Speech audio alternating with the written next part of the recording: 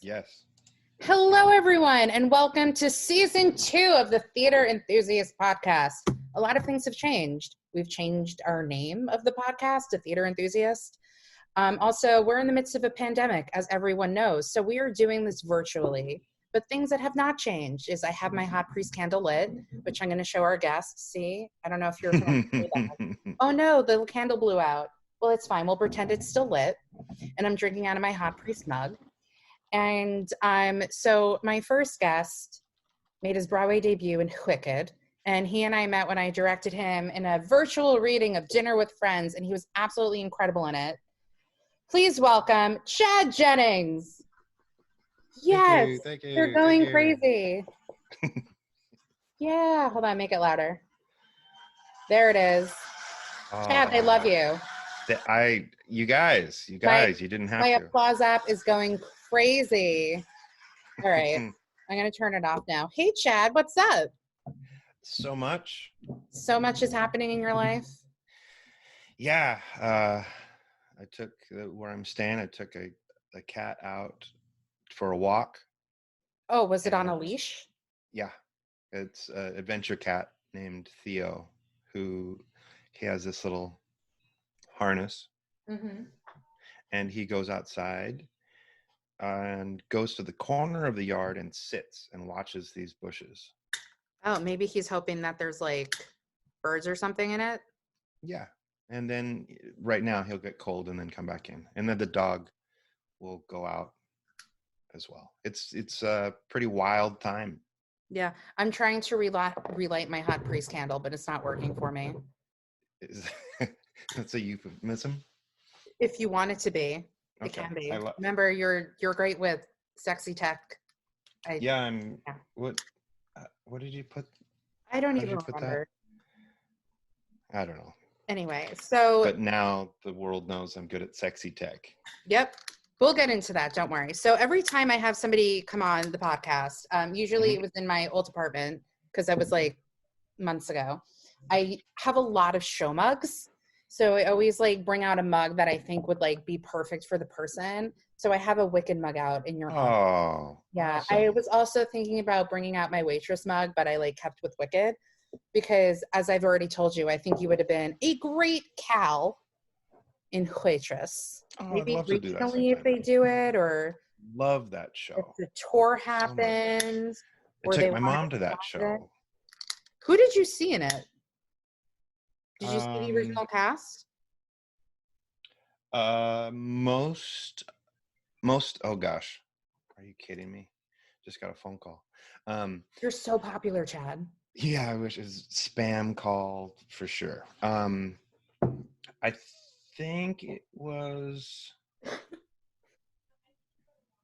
most of the original cast. Who was your Jenna? Who was my Jenna? Oh, the lady herself. Jesse Mueller or Sarah Brown? Jesse Mueller. Jesse.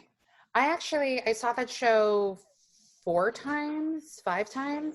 Mm-hmm. So the first time I actually saw it with the original cast, I didn't like it the first time I saw Waitress. But then Sarah Bareilles was going to the show and Christine Montopoulos, and I really like Christine Montopoulos, so I actually went for him, and I ended up fucking loving it. And then I went back again when Sarah Bareilles did it with Gavin Creel, and then I saw it twice with Shoshana Bean and Jeremy Jordan. Awesome. And I took a guy friend of mine to see it because he likes baking pies. So I was like, let's go see Waitress. Maybe you'll get inspired to bake some pies. For sure. Right? Okay, Chad. So let's start at the beginning. Where are you from? The mighty metropolis of Yakima, Washington. How far away is that from Seattle? It's a couple hours. Sort of right in the middle of the state, central Washington, smack dab between Spokane and Seattle, south of Ellensburg, near Wapato, Toppenish, Zilla, northwest of Walla Walla. Yeah, Walla Walla? Name dropping those towns. Yeah. Yeah. I love how there's a place in the world called Walla Walla. Yeah, you hear that in a lot, you hear that in a lot of like Looney Tunes cartoons, Bugs Bunny, and things will say like Walla Walla, Washington. Oh, that's cute. I didn't remember that. But as we've learned, I don't remember a lot of things, but I do remember a lot of things. Anyway. Likewise. Yeah, like my Timothée Chalamet couch that was mentioned in the last podcast that I don't remember sitting. I remembered that, and I was excited to find out more. Well, it's actually my old roommate's couch that I put a blanket over because it's a beige color. And that will never do. No. So, but I do have some like fun throw pillows on there. Like I have a leopard print fur one that I sometimes just find myself petting because, why not? It's like a pet. Yeah, exactly. So did you always know you wanted to be an actor? No, I did, or if I did, I didn't know that's what I knew, if that makes any sense. Being in some school plays in grade school, but not really understanding what I was doing. Yeah. And acting out, so to speak. I remember walking home in Yakima, Washington, heading to 48th Avenue, walking home by the side of the road. Were you Wakima homing? Like, get it? Like Wakima, Washington, Waka. Oh, gotcha. I know. Thank you. Here all day. Good. So walking, and for some reason, actor Chad in, I don't know, 4th or 5th grade, grabs his head and crumbles to the ground just in somebody's yard. And 2 people stopped their cars to figure out if I was okay. And I was, no, I'm fine. Just weird. Just a weird kid. So did I always know? No. But then when I got caught with the bug in high school, my English teacher at the time, I was on the basketball team. This is my sophomore year, and Mr. Lowe, Eldon Lowe, was a teacher, and Frank DeMario, my friend who was in the drama class, was going to go try out for school play after school, and it was Terror by Gaslight, the perennial favorite, Terror by Gaslight. And I decided I would go and try out, and I got cast in the show, me and my orange mullet at the time. Oh my God, that's incredible. Yeah. So many tangents. Got cast, and then I quit the basketball team, and I really enjoyed being up in front of an audience, not so much for the, I don't know, clapping or anything. I think I really enjoyed having a script to know what to say. I didn't have to be worried about what I was going to say because I'm very shy generally. And sorry. Well, please continue. Okay. Well, but yeah, going up in front of people and knowing what to say and using that as a blueprint of sorts, then lets you play a bit and feel more confident. And I really enjoyed that. Would you say that's No, continue. I keep interrupting. Go ahead. Oh, that's fine. To some point, or in a manner of speaking, it came relatively easy. And I don't know if that just came it came because I spent so much time alone as a kid in my own little dream world. And that just sort of let some of that out to other people. I don't know. Would you say that's where your love of theater started, or was it an earlier age? It came later? I had seen some plays with like school field trips that I enjoyed. But again, I don't know that I really put 2 and 2 together that I really, really dig this. Or we'd take a bus 2 hours to Seattle to see something at the Intiman, to see a show there. And it's just really, really cool. I'm enthralled by it. This thing. Or the Tears of Joy Puppet Theater came to my grade school, and seeing how magical it was that these people that are probably much younger than me right now jumped in a van and drove a few hours to this grade school and put up this scrim and did some shadow puppets, and just how cool that was. tangent for later, that was really cool to go back to Seattle and Portland with Warhorse. Mm-hmm. Like, your puppet theater like grabbed me as a kid, and I get to walk in alongside these amazing puppet creations here to say thank you.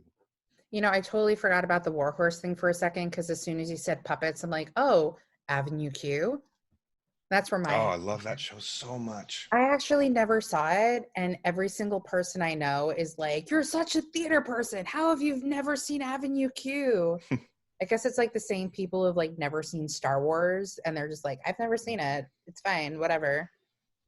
You know? Well, like you were mentioning Rent earlier. I've never seen Rent, and I don't think I've ever listened to the whole cast recording.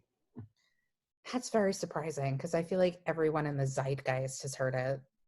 Yeah. Sure, like like the famous... You never even seen the movie? Oh, I did watch the movie once, and I remember thinking, this is probably good live. Mm-hmm.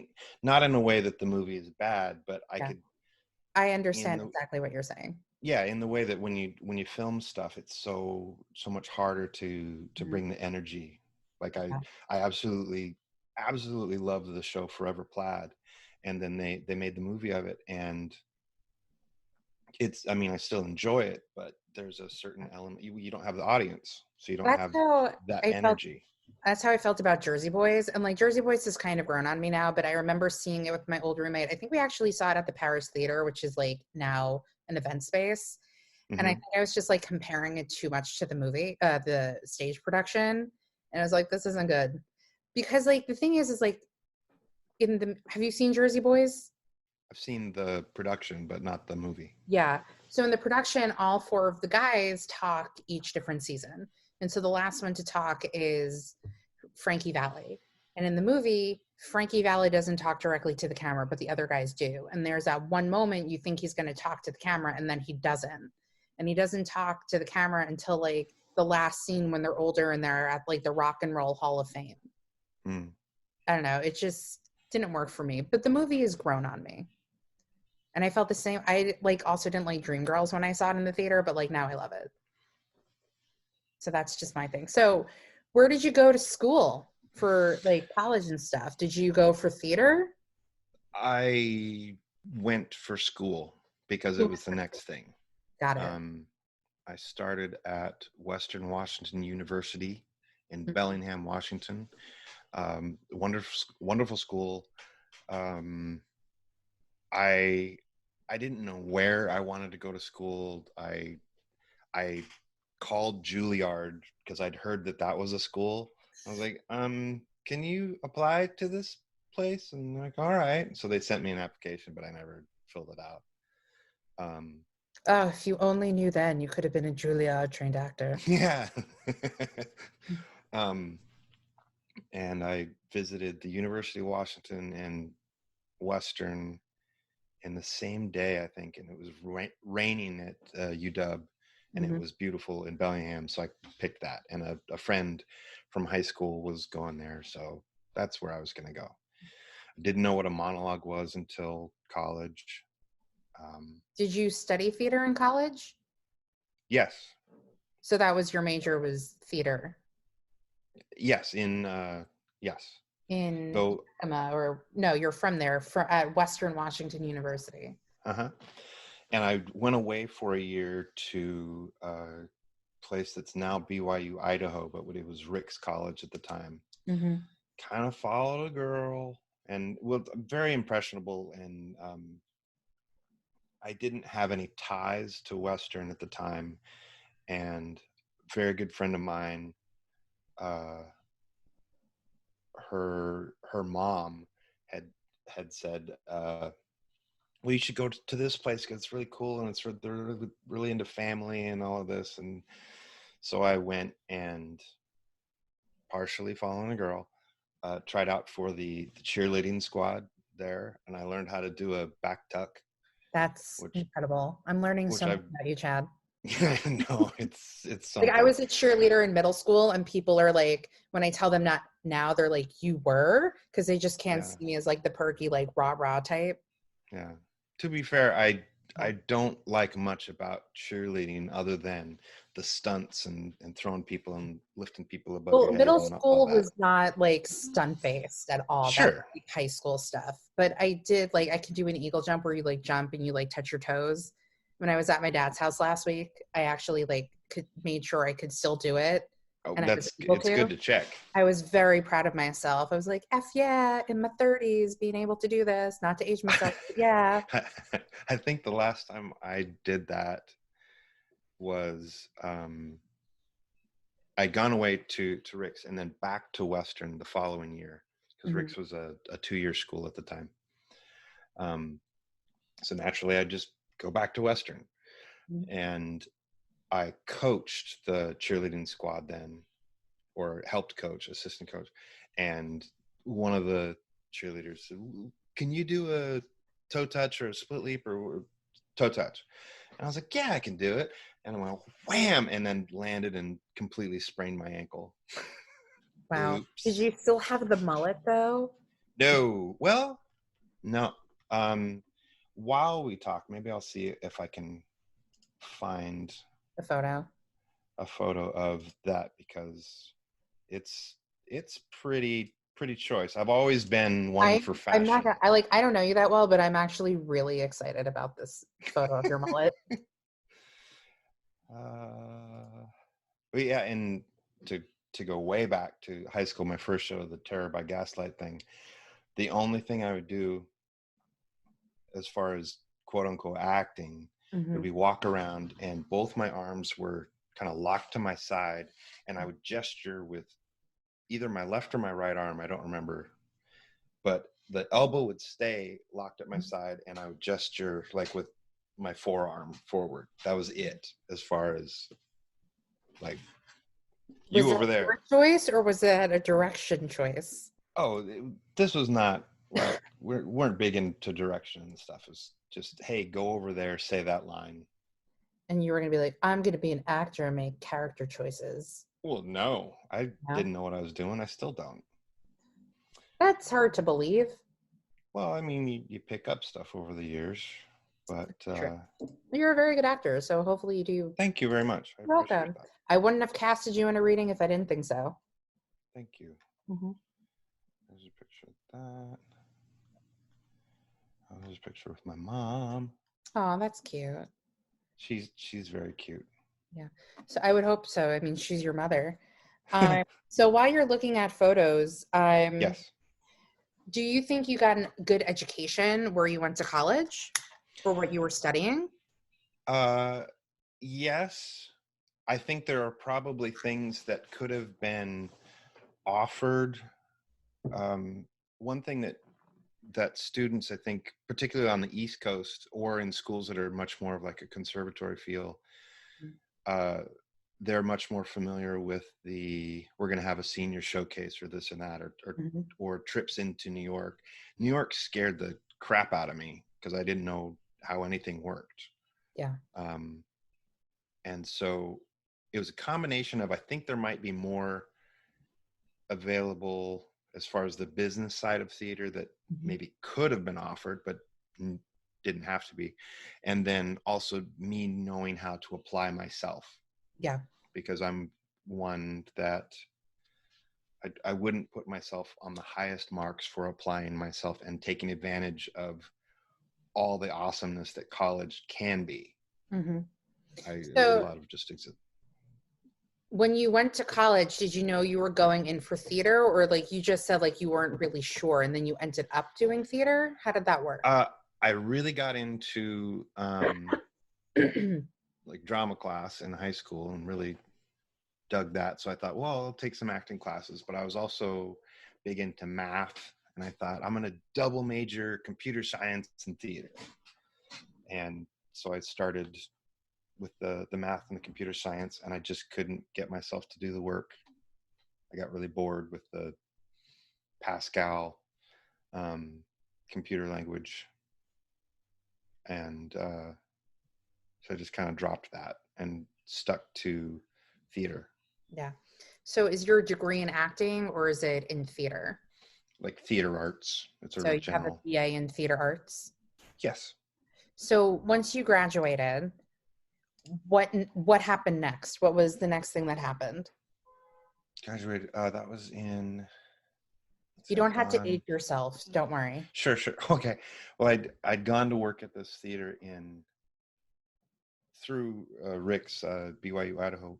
Went to work at this really lovely, very small theater in West Yellowstone, Montana, for 4 summers over the course of like 5 years, and learned a lot there on performing. And then when I got done, that was that year, and then I feel like I went back to Yakima briefly. At one point, I did 2 shows at this community theater in Yakima called the Warehouse Theater. My uncle Vance Jennings was directing. He's a teacher there and has also been bitten by the theater bug. We've both played Smudge in Forever Plaid, for example. So went and did a couple shows with him, and then eventually moved over to maybe Linwood, and eventually started trying to do stuff in Seattle. Does Seattle have a big theater scene or an acting scene, or? It's a good scene. It's not nearly as big as New York or Chicago, but there's some really amazing talents there. And it's a great place to work. I was very lucky to work fairly consistently. How long were you in Seattle for? 8 or 9 years, I think. And were you able to make a living doing the acting thing whilst in Seattle? Yes, for the most part. And then, or subsisting at least, treading water. Being very lucky to work at a few different houses there, and then sort of decided I really need to figure out a quote unquote real job. Look, it may or may not have been at the same time, but I was subletting a guy's place right about a block north of the Space Needle. And so I could look out my window, and right there, Space Needle. It was cool. And so one night, it's super hot, there's no air conditioning. I'm sitting on the couch on my computer, like in my little pants, because it's so hot and I don't have air conditioning. And outside the Seattle Coliseum, there's a concert going on like a block and a half away of Death Cab for Cutie, which went to college with some of those guys. Oh, awesome. And they're having this concert for thousands and thousands of people, and I'm a block and a half away, barely getting by, sitting in my little pants, just like, what am I doing with my life? And decided I have those moments a lot. Like, I was talking to my friend last night. I mean, I don't know Cynthia Erivo, but I was like, you know that Cynthia Erivo is our age. She goes, oh my God. I was like, I know. It's like, what are we doing with our lives?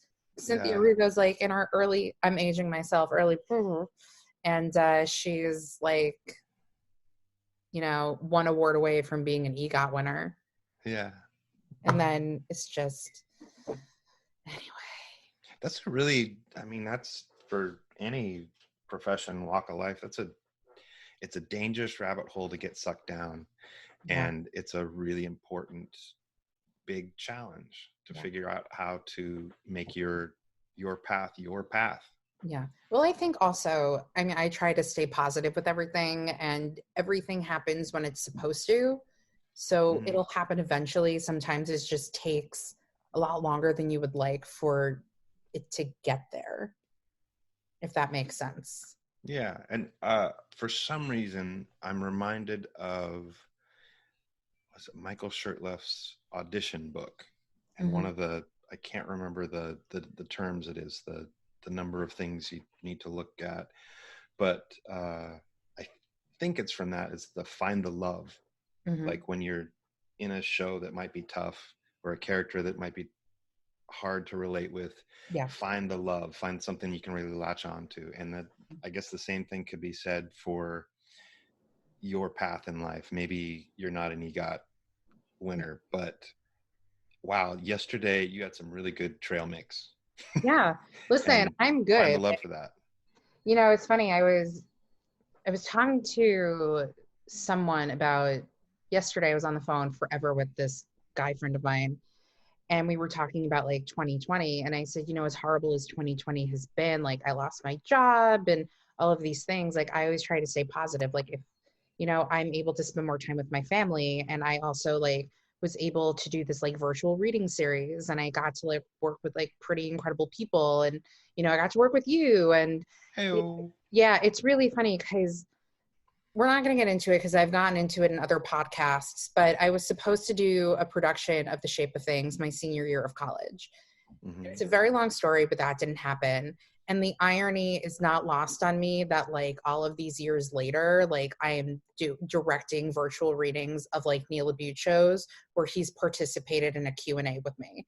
So like the irony of that whole situation is not lost on me, you know, but yeah, it's anyway, getting back to you.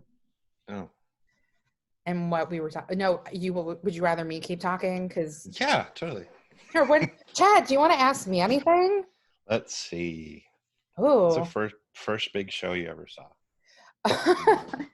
The first Broadway show I ever saw was Les Miserables, and I was 5. Wow. And for years, I would always say, you never take a 5-year-old to see Les Mis. And I would say that to my mom, like, you never take a 5-year-old. And then at one point she turns to me, she goes, you need to get over it. So what's funny is like I was never like a huge Les Mis fan like when I was a kid, but my older sister, that's her favorite musical. My mom loves it. She also loves Phantom. So does my sister. I actually won tickets to see the revival for free through my old job, and I took my mom, and I actually really enjoyed it. And my favorite part of the whole experience was I texted her a photo of Ramin Carmelou. I hopefully I'm pronouncing his name correctly, when he like rips open his shirt with like the numbers 24601 on it, and she writes back, hello. For me, it was just like really nice to like take my mom to see like Les Mis for free, and like if she couldn't go, I would have taken my older sister. But yeah, my first show was Les Miserables. Me too. Oh wow, how were you also 5? Well, it wasn't Broadway, it was the tour. What was your first like actual Broadway show that you've ever seen? Bring in the Noise, Bring in the Funk. I saw that too with my camp. Yeah. My ex and I took a 1 week or so trip to New York, and we bought a couple shows in advance, like Ragtime, and what else? So maybe Lion King. And then showed up at the TKTS booth, and I was like, I don't know what to see. And I was right behind a couple of ladies, and they were really nice. And they chose Bring in the Noise, Bring in the Funk. And so I chose that too. Yeah. I feel like you would have enjoyed that. Am I wrong? I enjoyed it all right. It wasn't, I mean, I would enjoy it more now, or even briefly after that, because I didn't know what I was in for. Yeah. But the talent, oh my gosh. And I still, like, one of my favorite things in the whole wide world in Canada is like walking around and hearing a good street percussionist just on a 5-gallon bucket. I just feel that. Could have just gone to Times Square to hear that, because there was always this one guy who was always banging on that fucking thing. And I say that because I worked at a hotel on 47th Street and 7th Avenue. And you always hear that fucking drum, because where I worked, we were on the grounds level. I hated that thing. Yeah. There's heading back to Seattle pretty soon, and there was a guy that would be outside the Nordstrom's downtown when I was working down there, and I would stop, and I wouldn't get really close. I like admiring from afar, but just, oh man. And he had this, and he had a little horn. It was like all I kinds of think stuff. they And figured I out what just you need to loved like it. do when you're back in Seattle is learn how to play Oh percussion. my gosh, I would On, totally do that. I think we found your calling. That or dancing to it. I wish that I You know how like in Mary Poppins, how Bert had like the drums on the back and like all of those things. One-man band. Yeah, I think that's what you should do, and then you can like dance around. Okay. I'd be like, that's never gonna happen. I tried, guys. I tried. So, I mean, all right, let's get back on track. I have like a list of questions that I don't know if are going to be relevant to anything. Okay. So, you graduated, you were in Seattle. So, what was like your first big quote unquote break? Would you say? Couple like little things briefly, like this wonderful talented actor Greg Allen, who has been in so many shows in Seattle. We are sort of similar enough that he would naturally get cast in probably just about anything I'd go in for. But he had gone to New York for a few years, and so I got cast in Oklahoma. And who did you play? That was sort of Will Parker. Okay, I'm just trying to think of like the revival I saw and who was who. Gotcha. Yeah, I don't do well with live gunshots, and there was 4 of them in the show. Oh, and wow. Like one of them I didn't know was coming, and I like made a sound, and the guy next to me laughed. That's a big break. Probably getting involved with the Fifth Avenue Theater there, which it's sort of a snowball thing. I had to back out of a contract with just a fantastic children's theater company, Storybook Theater there. And I think we've since sort of made up, and I felt awful about it, but I had to stop doing the thing so I could be in the school tour of a show with Fifth Avenue with people like Steven Taylor, who has been Mufasa for a while on Broadway. And we tried to get him for a reading. He was unavailable. Oh, he's a great guy. It's fine. I do want to work with him at some point. Yeah, he's fantastic. And a couple other people, Kat Ramsberg and Eric Ankrum, and that led to being cast in one of their main shows, and then a few more shows, and then kind of coming back to that little pants on the couch thing, looking on Craigslist for a job and get this random sort of tech support job that I applied for. And I got an interview for it. Turns out it's right across the street from the Fifth Avenue in the golf tee looking building. And in the course of that job interview, my would-be manager had said that he was a huge theater fan, and he goes to New York every year, and his last name's Brantley. And so everybody would always treat him very well because his last name was Brantley. Yeah. And I said, well, I got cast in Sunday in the Park with George coming up this spring. Can I ask who you were going to play or who you played in that? Because I love Sunday in the Park. Louis the Baker. Yeah. I could see that. Yeah. So I got cast in that, and he said, well, hey, when the time comes, take the time off, do that. And so that's what I did. And the Fifth had bought the sets from the revival that Sam Buntrock directed with the projections and stuff. And because they did that, they had the creative team, so had Sam and Chris Catelli, for example.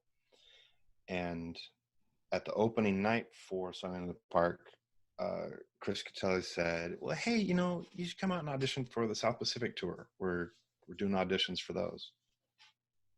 And still terrified of New York, I said, are you, yeah? I was like, well, yeah, come give it a shot. So I flew out and saw the show, and I'm kind of will jump forward. I think that was one of my favorite theatrical experiences because I had done South Pacific 2 or 3 times. It was like the first show I did out of high school, and I did it. It was one of the first shows I did it in Seattle. Mm-hmm. But then to see the Lincoln Center production, I was just, wow! It was just amazing. Yeah, I saw it. So yeah, so I completely understand. Yeah, so I got to New York and staying in, I don't know what hotel room, and then I was like, I don't know how to get tickets, and so I looked online and probably paid $200 or $300 for this ticket. Well, hold on, it depends. Where were you sitting? Were you like center? Sort of center, right on an aisle. Yeah, so there you go. I remember, so my family used to see a show the day after Thanksgiving every year, up until, well, funnily enough, the last show we actually saw was Wicked that you were in. Oh. So I saw Wicked with my family, with you as Dr. Dillamond. So but then I sort of saw you guys. Yeah, well, I've actually seen you twice, but we'll get into that later. Okay. Yeah, nothing bad, I promise. It's another like ticket thing through work. Nothing bad. Yeah, exactly. But no, we saw South Pacific, and like I was the only person who was like, so like, this is amazing, but I've seen it before, and my family aren't as big theater fans as I am. And I just remember like somehow we ended up like going to the stage door. My sister met Loretta Ablacers, and she like said something about Bloody Mare. I don't know, but that was my remembrance of South Pacific with my family. Yeah, rambling. So anyway. Well, see, we're talking about auditioning for that. So yeah, the night I before I auditioned.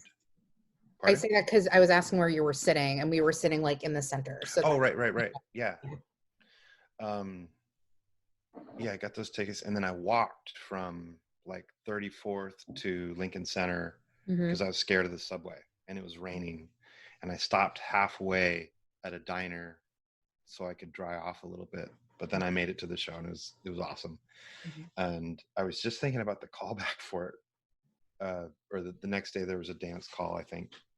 And at one point in one of the auditions, I didn't have very much room, and I threw myself against the wall because I needed to be 3 feet further than where the wall was. And the vision of that, it probably made people worried, but it makes me smile. To be like, look, I have comedic chops that you don't know about. I can throw myself into a wall. Yeah, totally. I can do my stunts. So the combination, that whole little train of events, from randomly deciding this tech support job to the manager being a huge theater guy who then allowed me to do Sunday in the Park with Hugh Pinero was our George, and he's like the nicest dude. Yeah, my friend loves Phantom, and she like had an obsession, this is in college, of Hugh Pinero as Phantom. So that was like a big thing. And I think somehow like she was at the stage door with like another one of our friends, and they like invited her and her, like her and my other friend like backstage, and they met Hugh Pinero. Like, I don't know what people do. I was never lucky with stuff. Yeah. Where people like, just like come backstage and like meet Hugh Pinero. Although I did get to go backstage for An American in Paris, but that's a story for another time. Okay. Later on in the podcast. All right. Yeah. So that whole string of events was like my big break. Yeah. So let's get into it. South Pacific. So we know that you went into a wall. Yeah. And so you auditioned. How did the audition process for South Pacific go? Who was there? Were you freaking out? Were you not nervous? Like, what was the whole thing like?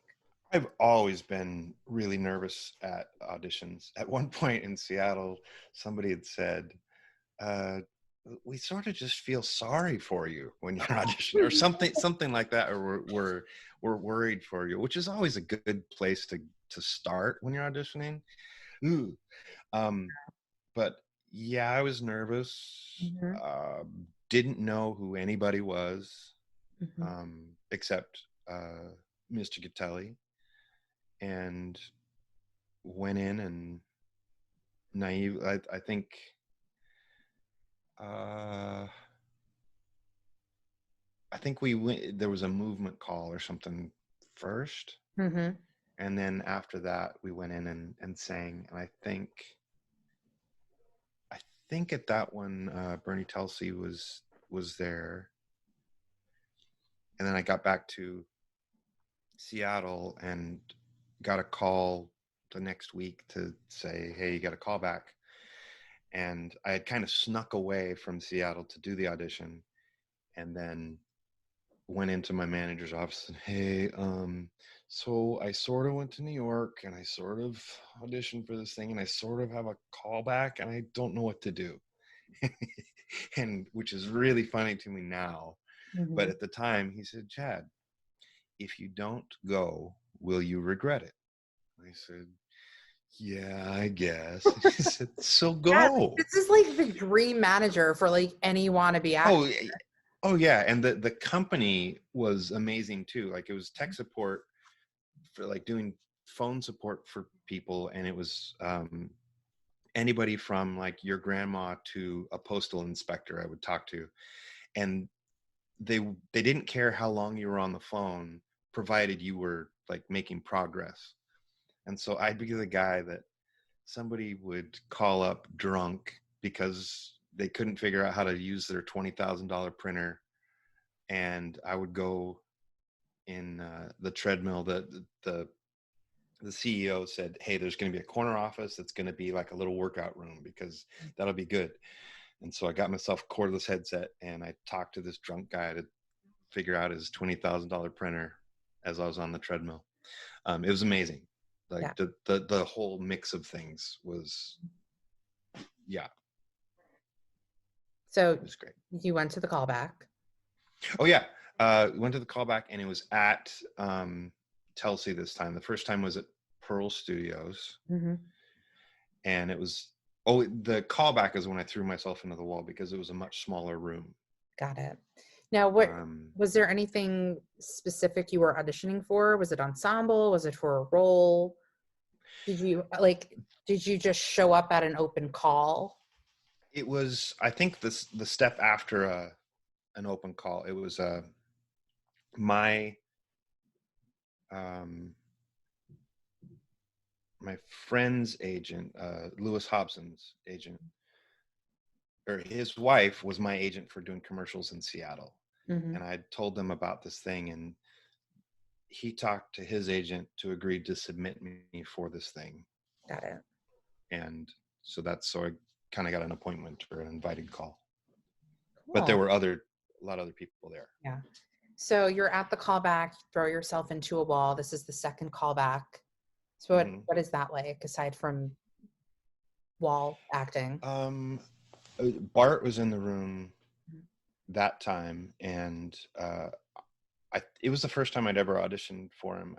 I'd heard many stories of people auditioning for him, and just some things to expect and this and that, and it just seemed to vibe well enough. I went in and I can't remember exactly, but I think it was like an ensemble spot that would cover a few people. Mm-hmm. And I like Captain Brackett, and maybe I ended up covering Brackett, Billis, Harbison, and Stewpot. And I read for a couple of those in the room, and it ended up working. So what was the call like? Were you still in New York? Did it take a while or were you in Seattle? Did it take a while to find out if you got cast?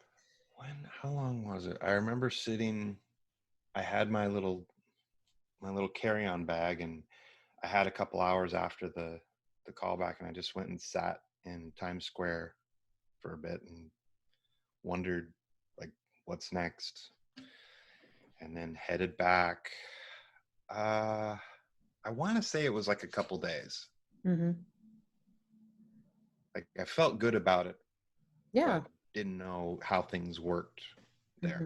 Still don't. And then I found out, and I think I drew a picture. Oh gosh, I was going to find the picture. Because in my vague book sort of way, I posted a picture of like a MS Paint drawing had done that said "There's nothing like a dame" and had a sailor. And that was how I announced that I got the part. That's so cute. So I have my moments. Did you end up going on for any of the roles that you understudied? Yes, I went on for Harbison and Stewpot and Captain Brackett quite a lot. Never Billis? Never Billis. There was Jensen, the guy I told you about earlier. He was the first cover, and both our Matt Saldivar was our first Billis, and Tim Glenn was our second, and both of them were just workhorses, just absolute pros, and so they'd almost never miss. There was a show in Jensen was out. We were in Portland, and Matt had trying to get on part of the stage, had slammed his knee, so it was bleeding, and then like his other knee was bleeding. And I thought, oh gosh, well, I'll go get my script, trying to be ready. And he's at intermission. He's got ice packs and both of his legs elevated. But I didn't go on because he's just a trooper and a half. Well, the show must go on, right? Totally, yeah. Yeah. Well, I mean, you were going to play Billis in Goodspeed Opera, but yes, this year before stuff shut down. Before everything happened. Did you ever play Billis before? Because you said you've done South Pacific before. No, the first time I was it was my senior year of high school and going into the summer. I got cast as like, I don't know, some random person, and then I found out that the guy who had been cast as Stewpot didn't want to play it, and so they moved me up to Stewpot, and I cried. When I got cast in a show in college, and I say this sarcastically, like so far from me, it was the play The Food Chain, where I played a like 60-something-year-old Long Island accent Jewish person, which will be me in 30 years. Yeah, I actually cried when I found out I got cast, and I like walked out of my room, and I was crying to my roommate, and she didn't care. And then I called my mom, and she started crying. And this is like a student-directed college show. Yeah. So, yeah, I get it. Totally. Yeah. So did you find that photo, or you? So okay.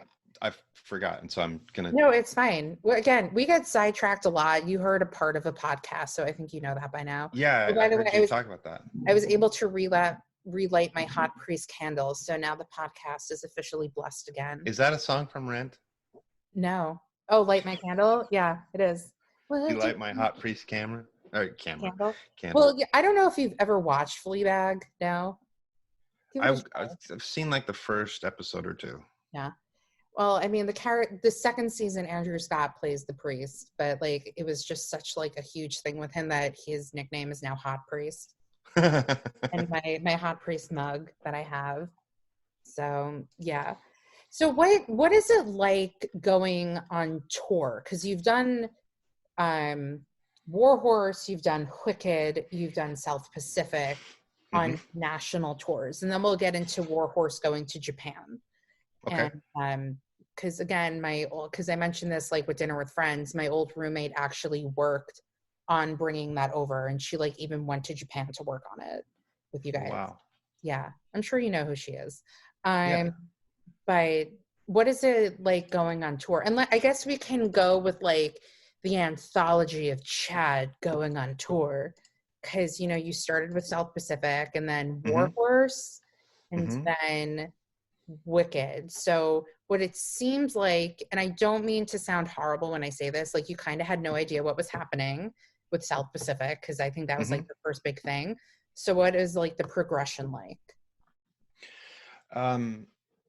Well, initially it was very overwhelmed with South Pacific, and I came in 2009, subletted a place and auditioned, and would get done with the audition on 42nd, and then would walk up to, was it 101st, which is where I had the sublet, because I was still scared of the subway. It's fine. I'm claustrophobic, and I've never taken the subway, so I completely understand. So we do that. One interesting thing that it really highlighted for me is the talent level in Seattle, because not taking anything away from the people I worked with on tour, but I worked with so many people in Seattle. I was like, oh, wow, I could see you doing this stuff too. Yeah. And yet there was this sort of feeling that, or at least for me, maybe not others, that it was just a step down talent wise. But no, there's some crazy talented people.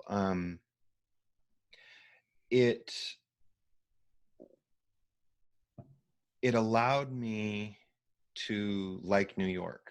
I'll say that, because the first year, I think we did 30, it was either the whole tour or the first year that we did 39 cities. And then when I'd get back to New York, it wasn't as much of a behemoth to me. It was another city. It was much, much bigger, to say it, to put it lightly, but it was just another city. And I was able to kind of put things in a little bit better perspective that said, okay, I mean, people are able to survive here, so it can't be that scary. Yeah. And I kind of have survived a bit, so You made it work. Yeah. So what happened after South Pacific? Like, that tour ends, what next? I was scared that if I didn't go to New York right then, I wouldn't come back to New York, not to like. Yeah, no, I got you. So I thought I needed to go right then, and didn't have many auditions. Went in for a bunch of open calls and things, and got cast at the Weather Vane in New Hampshire. And that ended up being a really great experience. My agent had called it theater boot camp because of how intensive the schedule is. They're a rep company, but they do things in not as regular a rep as some places. Like the place I worked at in Montana, the Play Mill, they would do 12 shows a week. Like 2 shows a night. Monday and Thursday would be one show, Tuesday, Friday, Wednesday, Saturday, and then the Saturday show would become the Monday, Thursday the next week. And so you do that all summer. But this one, I think I was in 4 or 5 of the 7 or 8 shows. You told me earlier you did Race. What other shows did you do? The Music Man. Who were you Spelling Bee. In Music Man, I was just in the quartet. Would love to try Harold Hill someday. But he had to kick Hugh Jackman out of that one. Yeah, that'll help. And like, I'm seeing it in like year 2022. Yeah. I made sure to get the cheapest ticket I could find because I'm like, I don't want to have a repeat of like not getting a ticket to see Bette Midler and Hello Dolly. Which is, I saw Bernadette Peters, so I'm not complaining in Hello Dolly. But yeah, I'm also like, I can't spend like $500 on like an orchestra seat. Sorry. Yeah. And plus, Hugh Jackman is wonderful on stage. I saw him in The River twice. I saw that once. Yeah. It was great. Yeah. It didn't work. Dude. The first time I saw The River, though, I have a friend because my merch days, I worked there for, what was the show that we got close with? I was there for Lady Day at Emerson's Bar and Grill. So I worked merch for that. I saw that. Yeah. And then what else? I think I did like one performance of Soul Doctor. Exactly.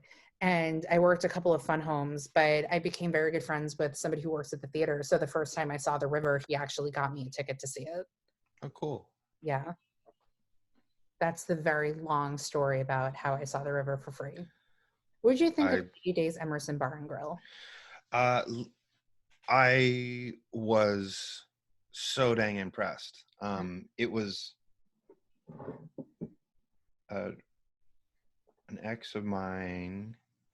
We wanted to go see a show or something, and I hadn't got a ticket, and it was getting close to when TKTS was going to close down or something, and it was raining, I think, or something. So we jumped in a cab to get to TKTS, but then we were passing by the theater, and let's just get out and see if they got tickets, and went in and got two tickets for like Down on the Floor, which I feel terribly like I was not dressed for the theater, let alone to be Chad, part of. as somebody who has like sold theater tickets to many people and who's worked at theaters, I would say a good majority of the audiences are never dressed appropriately. So I think you're fine.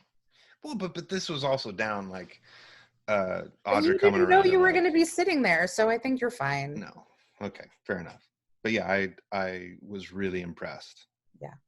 And I say this because that is actually one of my top theater going experiences, is seeing Audra McDonald. And I remember I worked a shift there, and they like gave me a cushion to sit on like a step like between seats that's like hidden away from like the actual stairs.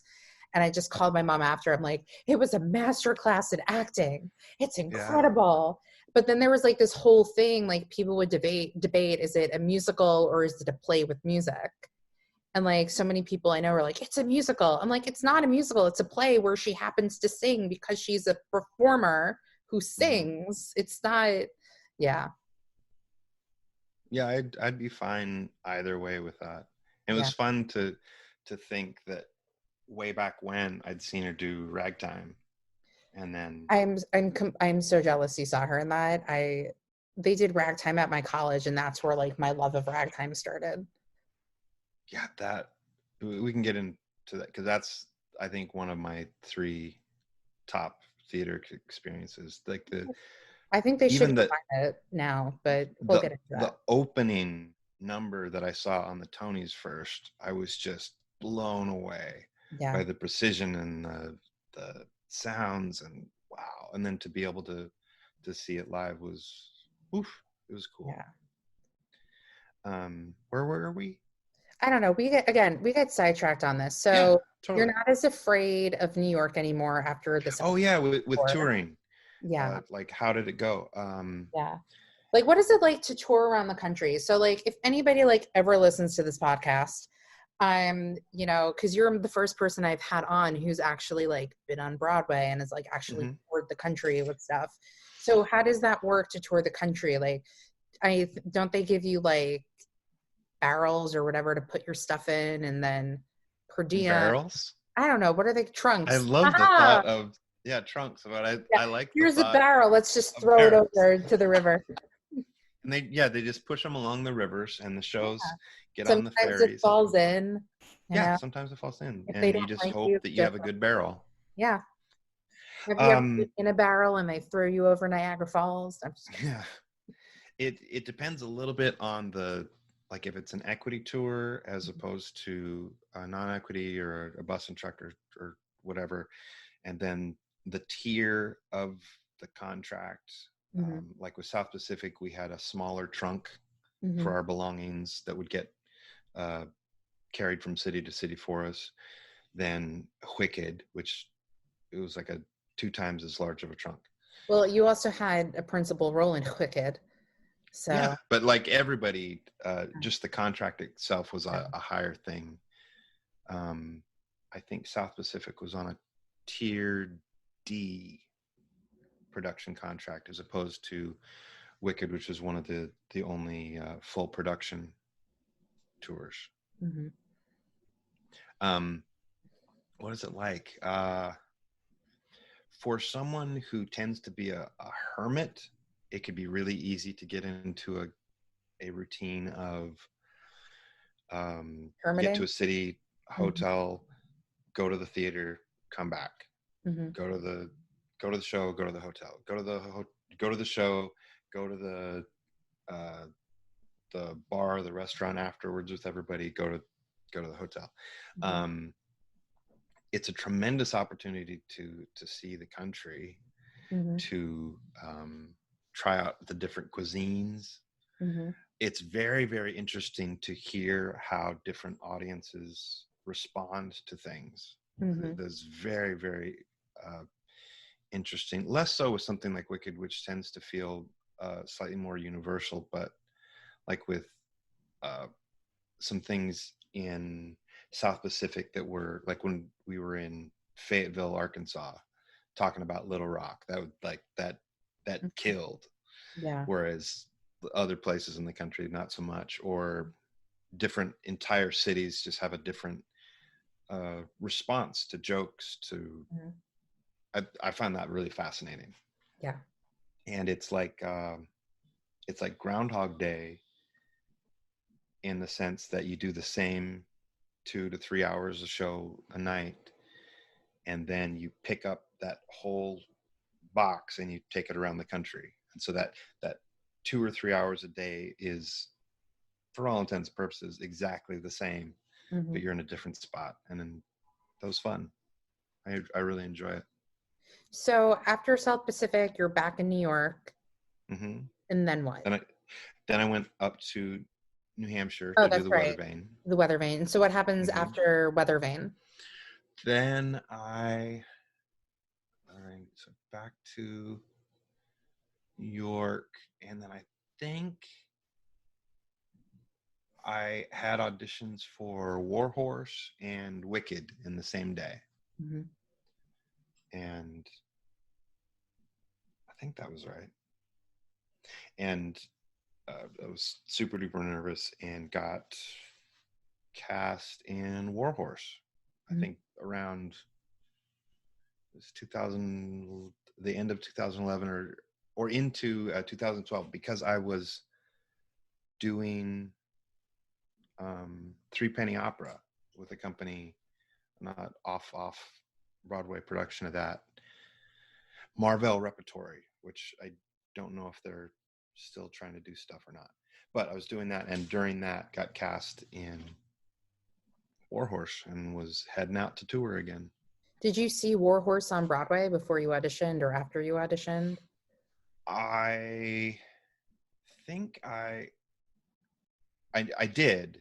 I'm trying to remember when. It might have been like the day before the audition. I stood, maybe that's it, because I'd gone a couple times and wasn't able to get a cancellation ticket and didn't have the money for just to get something outright, or it was always sold out. I can't remember. But there's a cancellation line downstairs where they have you line up at the end of the hall, sort of thing. And then the kind security guy would come and get somebody to bring to the ticket office if there was tickets available. And it was getting close to showtime, and then he comes walking again, and he says, "I got one more." And this girl that was standing to the right of me walks towards him, and he like acknowledges her and then walks past her, comes to me, knowing that I was there like second in line, and says, "I've got one." And it was really cool. And so I got like the last ticket of the day and saw that, and I was like, "Oh my gosh, puppets that are just I remember they have Link Tick, and my old roommate and I went to see it, and I just remember where we were sitting, like the AC was like blowing right on top of us. Oh yeah. But we were like up front, so like you kind of forget too, because the puppetry is amazing, that you're watching a puppet.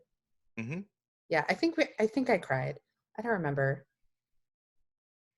Well, there's a few spots in it, at least, that I would sort of think if you don't respond in a certain way, this way, you might not be human, or you might be dead inside. Yeah, somehow. I will say that, like, speaking of emotions, I was talking to a friend about it the other day, because a show that, because I'm Jewish, so a show that like kind of really got to me while I was seeing it was Indecent. So that really had an effect. But is there any shows that had like a really big impact on you, like emotionally? Like I think I told you before we started the podcast that like Light in the Piazza, I cry at the overture, and like the reunion, I just cried. and couldn't even see Victoria Clark because my eyes were blurry from crying, you know? The strongest reaction I had like that was actually people in the picture, because my grandmother had been put in a home at the time, and I remember I had a beard at the time, and I was just weepy. Yeah. But up until then, it might have been Les Mis, because back in high school, that same English teacher that I mentioned, Mr. Lowe, I had to do a book report, and for some reason I would like want to do a big book like Watership Down or this or that, and saw this really big book that was called Les Miserables, Les Miserables.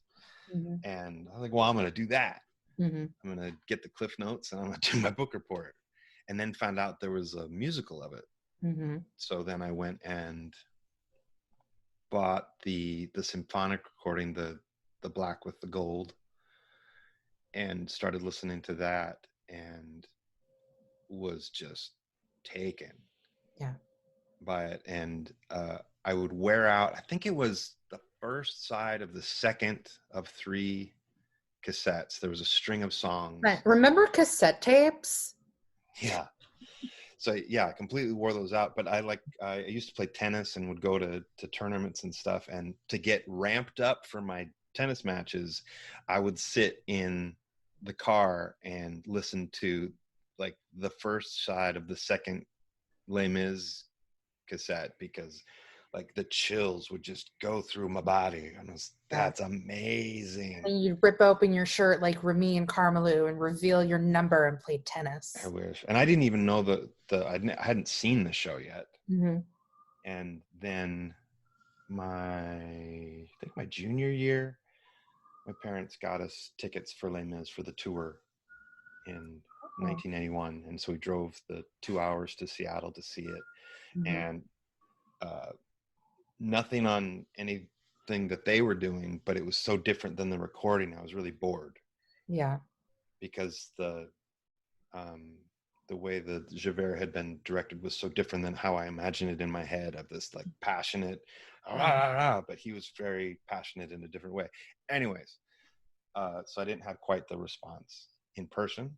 Yeah. But that was my big reaction. I get it. So Warhorse, so they brought it to Japan. Yes. How was that? So was touring with Warhorse, how is it different than South Pacific? And then we'll get to the Japan thing. Oh gosh, how was it different? Bigger cases or the same size? Trunks. Same size. Okay. I think it was roughly the same contract. Well, because it's also Lincoln Center, right? Yeah. And for a second, I thought the joke I made was that I was only going to do shows that had played the Vivian Beaumont. That's actually my favorite theater on Broadway. Oh, it's beautiful. The next show, what was the next one? It was like a one-woman show or something. Oh yeah. So that was my joke, is that I was going to tour that next. Oh, perfect. Wah, wah. You're an actor. You can be versatile. I'm sure it would have worked. Yeah. Well, in that school tour I was talking about, I played a little girl like 8 years old with pigtails named Keiko. Briefly. Ironically, my old roommate just texted me to wish me a happy Hanukkah. Happy Hanukkah. I just saw a picture on Twitter of a female comedian, I think, or a writer, who had made a Menorah-saurus, a little dinosaur with candles on the back. I have a really cheap menorah that I got from like Dwayne Reed years ago, and it's covered in candle wax from all of the years of me lighting candles. I'm like, it gives a character. It's fine. Where's it? Download. I found my South Pacific thing. I'll email it to you. Perfect. All right, it's in the middle of this someplace. All right, where were we? Warhorse. Yes. Do you cover any roles in that too? Pardon? Did you cover any roles in that as well? Yes, I covered quite a lot of people, and really, really cool, different people. The two dads and Friedrich. I'm just going to fully admit this to you. I've only seen it once, and I don't know Warhorse as well as I would like South Pacific. Sure. Or Wicked. That's fine. Which I've seen many times. That's and fine. Who doesn't love Wicked? Exactly. Right? They don't exist. I'm sure they do, but still, we don't like them. Warhorse touring. What was different about it? Well, it was a play. And so that was a different aspect. Although it also had some music, and so while it wasn't it definitely wasn't a musical, and it wasn't quite a play with song. I think the official word we were supposed to say is that it was a theatrical event, something like that. And it was Marion Elliott, right? Who directed? Not the tour. Oh, okay. Fantastic man named Bijan directed it. He was, oh man, so cool, so chill. And Sarna Lapine assisted and then took over for year 2. Yeah, she's doing horribly for herself. She's doing great.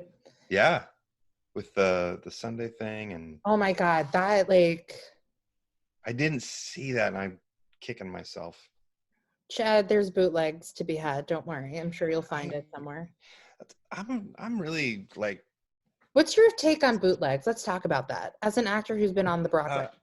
Yeah, I heard you guys talking about that on that the podcast episode that I listened to. They're against the rules. And so I have this weird relationship with rules in that a lot of times, like I'm a stickler, but then I also like to bend the rules for stuff. Like how do you share the art with people that can't physically be there? Right? How do you deal with that? But then how do you protect people's work and contractually, lawfully, like that's against the rules, that sort of thing. But then all the different the bootlegs that exist start popping up in more official channels, and the actors reposting them either soon after or many years after, and there's no mention of like back in the day when somebody filmed this was against the rules, but now we're commenting on it being A-okay. I think I could 100% be wrong, but like from what I've seen, I think now in the world that we're living in, because there's no theater, I think some actors are kind of okay with the bootlegs being out because there's really no way for anyone to like see these things. But that could change once theater is back again. Yeah, I know several people that don't like being filmed, but will share a bootleg clip of something they've done. Maybe after the fact, or they'll share it.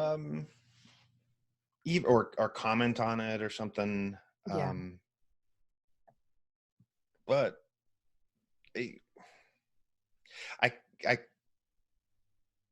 I come down to it at the end, like I don't like them, but I also really like to be able to see stuff, particularly stuff I'm not going to be able to see again. Like you guys talked about, you have the library at Lincoln Center, which I have yet to go in and try and watch something. It confuses me. I don't know how anything works there, so that's why I'm like not comfortable. And then somebody told me like you have to give them a reason to why you need to watch this certain thing. But which I think is like it ticks a box. Like I'm researching this kind of play. So like I want to watch the original production of Proof one day because that's my favorite play, and like my dream role is Catherine. So that was one of my first monologues. That's what I meant to say, because you were talking about how there aren't really monologues in that. And I did a monologue from Proof for quite a long time. Hal? I don't remember the kid. Yeah, the kid. The younger guy. Yeah. or something. So, I don't remember. yeah, I directed a play my senior year of college, and I had somebody, and looking back on it now, it was like kind of bad that I said this, but like she came in and she's like, "Oh, I'm going to do something from Proof." And I go, "Oh, that's my favorite play." Oh. And she did a monologue from it. I'm like, "There's no monologue in Proof." So, I Did she mean, piece something together? yeah. Yeah. People do that, but like in that moment, it didn't sit well with me. But it's like, oh, that's Sure. my favorite play. That reminds me, I auditioned for a thing for Jerry Mitchell, and Please tell me it was Kinky Boots. no, but Okay. I did have an audition for that later. Oh, I just want to hear about like all the things you auditioned for. You don't have to say like what they were, but you can. Okay. So this was like a reading thing. Mm-hmm. And I went in, and as has always been my way, it takes me forever to finally buckle down on what I'm going to do. Now I've prepared a few things and can break them out, but like I was never good at preparing auditions, having them ready. So I finally decided on doing a song from Barnum, The Colors of My Life. And I have no idea singing, what that is, so that's fine. And I forgot the words. And I think Jerry was in that show. Was he nice about it at least? Oh yeah, he was like, "Oh yeah, that happened all the time," or something. Yeah. I like knowing that people are nice, at least in situations, because if they were just like awful humans, it's just like, yeah. Well, I was mentioning earlier how people tended to feel sorry for me on auditions. Over the years, learning from either being in the room at the same time or hearing about just how things work is like people want you to succeed for the most part. yeah, They want you to be the answer to their problem in a job interview or an audition. And yeah, they're ready yeah. for. And then I went in and went up on my lyrics. Oops. Shit happened. Didn't get the part. Well, it wasn't meant to be. I was not full out, as Jerry would say. Yeah. And so the next audition I get for him someday, should that happen, I will hashtag full out. Yeah. Kick up your leg and call it a day. Yeah. So let's get back to Who Our Horse. What happened with it, like going to Japan? Was it like, let's just bring this over, or how did that work? I'm sure I know the details of it, but I don't remember. I'm not sure exactly how it went down as far as what, I don't know what the plans for it. I think at one point they were talking about their own company in Japan, so it wasn't set on whether we were going to bring the show or they were going to just have their own. I think they had or were working on a company in China at one point. Or as our president calls it, Gina. Don't you feel like a breath of fresh air, like not as much pressure now that the election's over? Sorry to get like political on the podcast. Wait, it's over? Hard to believe, yeah. Yeah, supposedly. Yeah, my friends and I went to Central Park and I brought champagne and I frolicked when Biden was announced. It was a great moment. Yeah. Yeah. I have hopes. Many hopes. Yeah. Anyway, so Japan. So what was that experience like bringing this tour over to international waters? It was fantastic. I just love Japan. I would love to live there. I've never felt more at home in a place. I'm sure there are downsides to, and I was primarily in Tokyo. And that's where we did the show. And I'm sure there are downsides as there are everywhere, but every day there was at least one or two things that just would have me saying, "Oh, come on, Japan. Like you do that awesome too." Like it was just, everybody seemed very respectful. I love little things like the crew that worked on our show was like about the nicest people I've ever worked with. And at the end of the night, people would leave the stage door and turn around and just like give a little bow to the stage door as like I respect and thank this job that I have. Mm-hmm. And I try to remember that as I like leave a theater at the end of the night. And it's not like it's not a show for me where I turn around and bow, but just have that moment of like, I'm really thankful that I get to do this, and I want to respect this job and come in and do excellent work every day. Mm-hmm. So yeah, that sort of thing in Japan was just fantastic, and the audiences were totally digging the show. It was fun to they had the words on the side of the stage on LEDs or something. Yeah. And so hearing what things would get reactions was kind of funny, because there'd be a delay on everything. And then we'd get to the end of the show. It'd be very, very quiet for the entire show. And then just thunderous applause at the end, because everybody's so much more polite. Mm-hmm. That's us rowdy Americans. You okay there, Chad? Yeah. Yeah, it was really, I felt a little embarrassed a couple times just because we were rowdy Americans. Mm-hmm. The very first day we were heading to the theater, I was walking back through the subway to the hotel, and I could hear our group just so far away because we were so much louder than anyone there. I just cringed. Yeah. Well, the closest I've ever been to Japan is the Japanese pavilion in Disney World. And living with someone from Japan for many, many, many years. So, yeah. But maybe one day I'll go and it'll be great. Yeah. Yeah. Please go. Yeah. I want to go there, live there, or go to Australia, live in Australia. What's stopping you? Let's go now. Well, let's see. How much money do I have? I'll check my you're pockets. Preaching to the choir, my friend. Yeah. So after War Horse, then what? What happens next? War Horse got done and went back to Seattle and just sort of dialed out from everything, including my relationship at the time, and I didn't really even realize it. Didn't know what to do and was kind of depressed, and got an audition for A Christmas Story at the Engelman Theater out on Long Island. And so I had to get back to New York in October, I think. Mm-hmm. And so did that and auditioned for it and got that and played Santa. I'd forgotten about that because I'm currently working on some Santa stuff.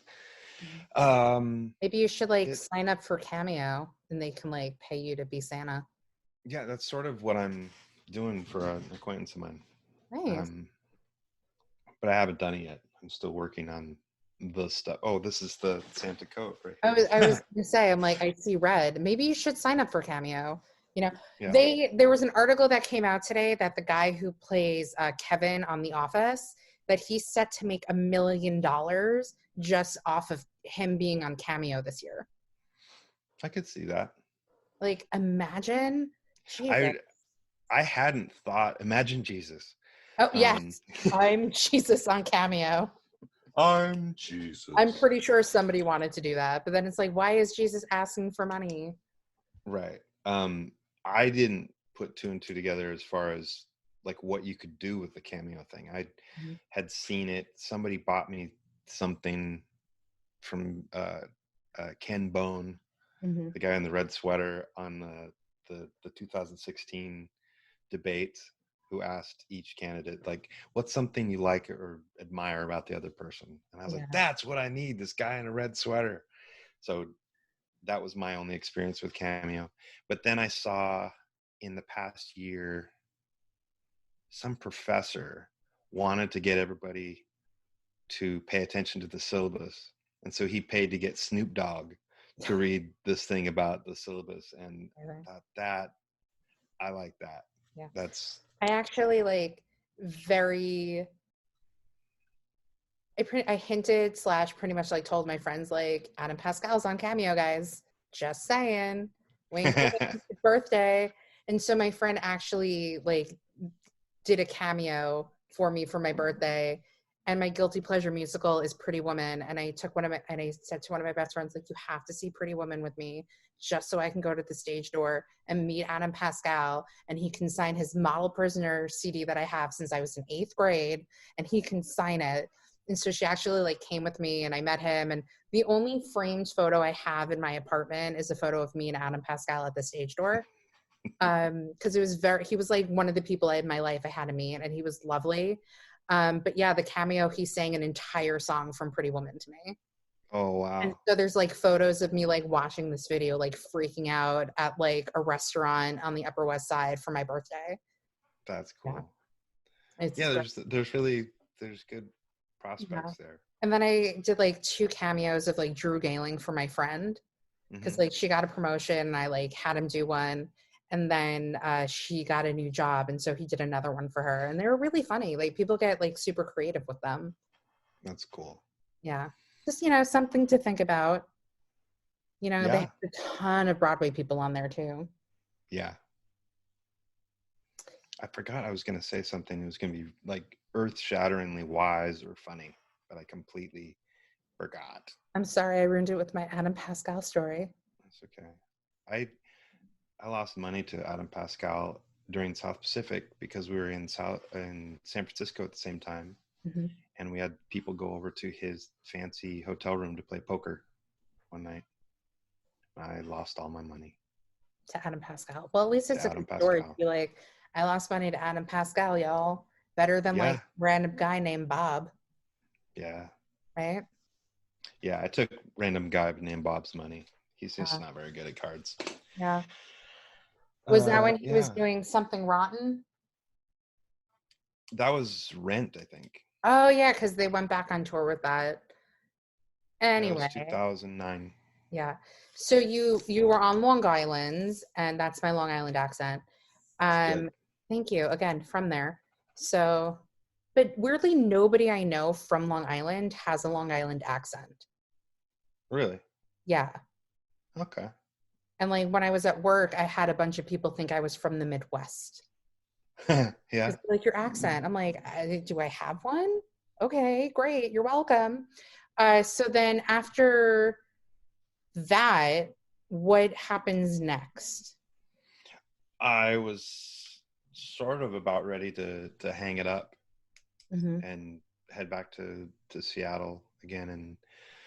And I think I got, when did we get back? 2014. Barely getting by. I was doing some reading and then got cast in My Paris at Goodspeed. Mm-hmm. With you played the guy with the red scarf, right? Yeah. And it was this really, really awesome experience. Okay. Yeah, and did My Paris at Goodspeed. Wasn't that directed by Susan Stroman? Kathleen Marshall. Oh, I sometimes get them confused. I know that's horrible. I mean, it's still great though, because Kathleen Marshall's incredible. Oh, she was so fantastic. Mm-hmm. And it's working with a director / choreographer is such a fun experience to have somebody be directing, and then she would jump up and be like, no, the tango should be kind of like this. And it was cool. I was working, that just like brought, okay, again, sidetrack, random story. I was working Arcadia, and at the end of the show, I don't know if you ever saw it when it was on Broadway. I think that was like 2011. And they have this like waltz at the end, and I'm like at the merch booth at the Barrymore, like in the lobby. And on the way out, this woman gives me her card and she goes, oh, do you work here? I'm like, well, yeah, I mean, like, I'm selling t-shirts. And she's like, here's my card. The waltz they're doing at the end is wrong for the time period. And she just leaves. Yeah. Yeah. And so like my merch manager came to like, you know, with the paperwork and whatever. And we're leaving through the stage door. And I like told the stage door guy, like, this woman gave me your card. And he takes the card and he throws it in. And he's like, and that's what we call a bitch. Oh, Like throws the card out. Well, that reminds me once again of the South Pacific thing. And sort of a bigger just actor thing in general, with people, particularly in this world where we have mics, of people saying things that aren't their lines upstage or this or that. There's a part at the entr'acte of South Pacific where we just kind of come on stage during the music and mess around as we're getting ready for the show to start again. And there'd be people saying, yeah, I'm going to go out to this place for dinner, or this or that. And nobody could hear it. But then somebody wrote in who's deaf and can read lips really well and said, I hope so-and-so enjoyed the dinner at such and such, blah, blah, blah, blah, blah, blah, blah. And so I try to keep that in mind to minimize or eliminate my messing around on stage. Wow. Just because that potentially ruins that person's experience. Now, granted, the chances of that happening probably super low. Yeah. But like, what's the risk versus reward? Yeah. I can tell you what I'm going to have for dinner in 5 minutes when we're off stage. Yeah. I remember Billy Joel, I think, was on the Tonight Show a couple of years ago, and they were talking about like his residency at Madison Square Garden. If you haven't seen him there, I highly recommend it. I actually saw him the last week of my 20s, like the start off to that. And it was one of the greatest experiences. And on the Tonight Show, he was like, oh, so what is it like? And he goes, you know, sometimes you're playing the same song. And then you say to myself, like, what am I going to have for dinner tonight? What am I going to do here? That just reminded me of that. Yeah, I think of that kind of thing a lot. Like what you're having for dinner? Yeah. What are you having for dinner tonight, Chad? Do you know? I don't know. Trail mix? I keep on going back to that because I see some right here. You don't have like an actual meal? You just have snacks for dinner? I don't think we need to judge me. Sorry, me too. I sometimes do that too. I'm so sorry. I didn't mean that. No, I it's like that's the Jewish mother in me worrying about making sure you're having actual meals for dinner. You gotta eat a meal. Gotta eat a meal, Chad. I'm like the Jewish mother of my friends, and it just unintentionally comes out to like everybody. Like I was on like a happy hour like last week, and somebody's like, yeah, my kid hurt himself. And I said to the kid, you have to stretch before you play. So like, it just comes out. I'm sorry. No, don't be. I have a meal. I very much enjoy seeing the moments for humor to pop out. As I said, I'm very shy generally, don't talk a lot. And so particularly when I'm around a group that I don't know yet and doesn't know me, I spend most of my time listening.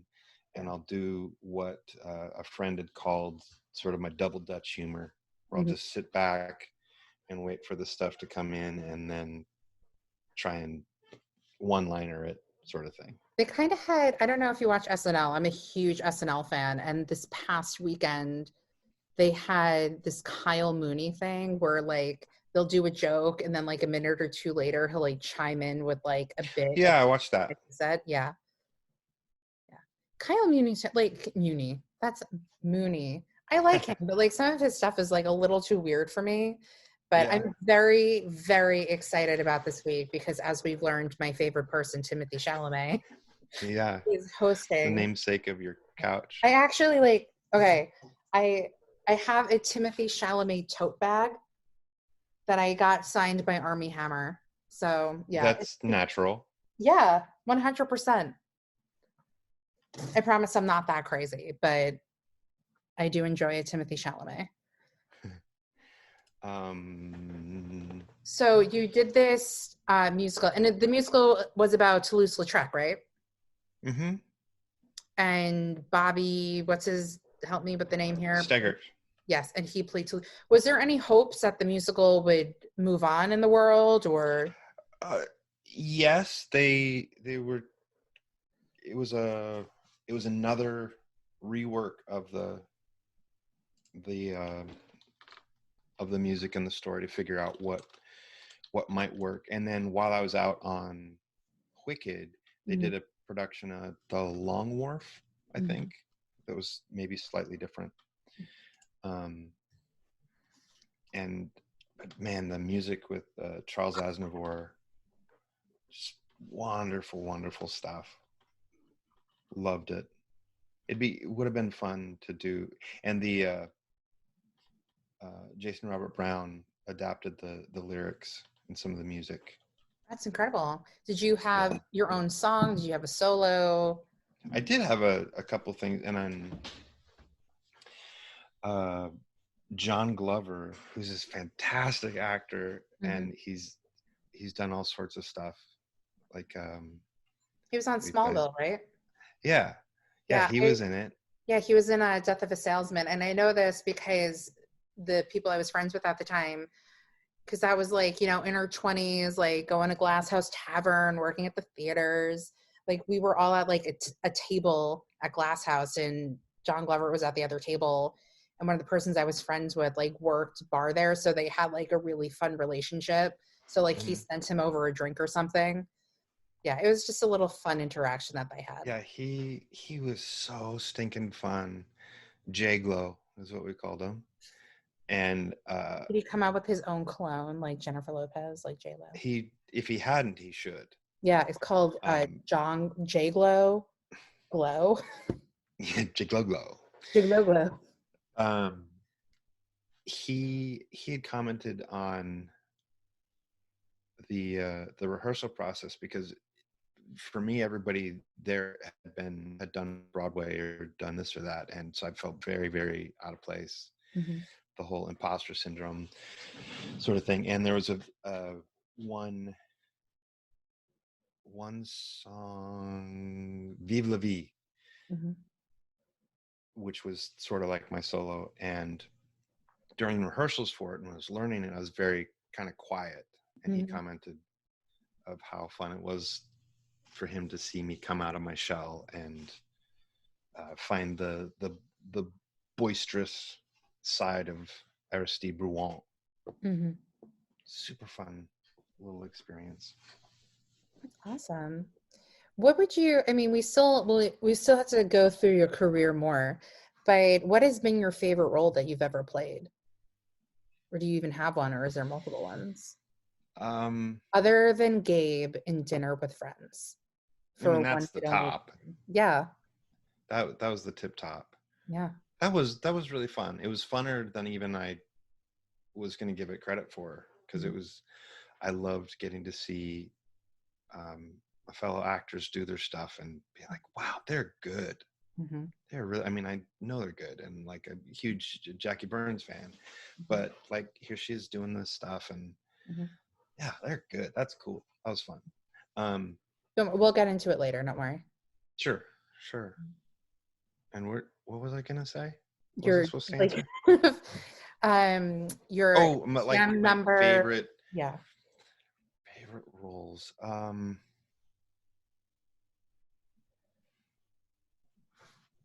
Hard to say. Doing Race, and then the next night doing Barfay and Spelling Bee was a really fun dichotomy. I loved that. Each of these three tours in their own way have been my favorite.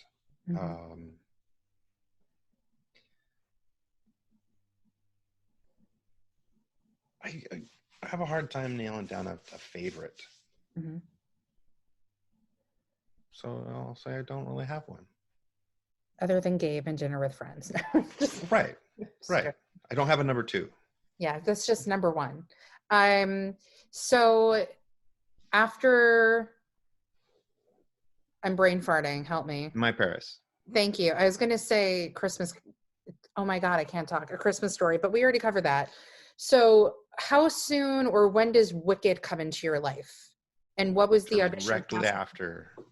Did you have to re-audition, or did they call you to be like, hey, you auditioned for us years ago? Over the years, I auditioned 3 times, I believe. Was it always for Dillamond, or was it also for The Wizard, or? It was for the father track, the shave your head and maybe play the Wizard or Dillamond track. And the first time I auditioned was in 2010 when we opened South Pacific in Los Angeles. The day after opening night, I had my audition, and I left my keys to the car and the place I was staying in the dressing room, and I couldn't find them.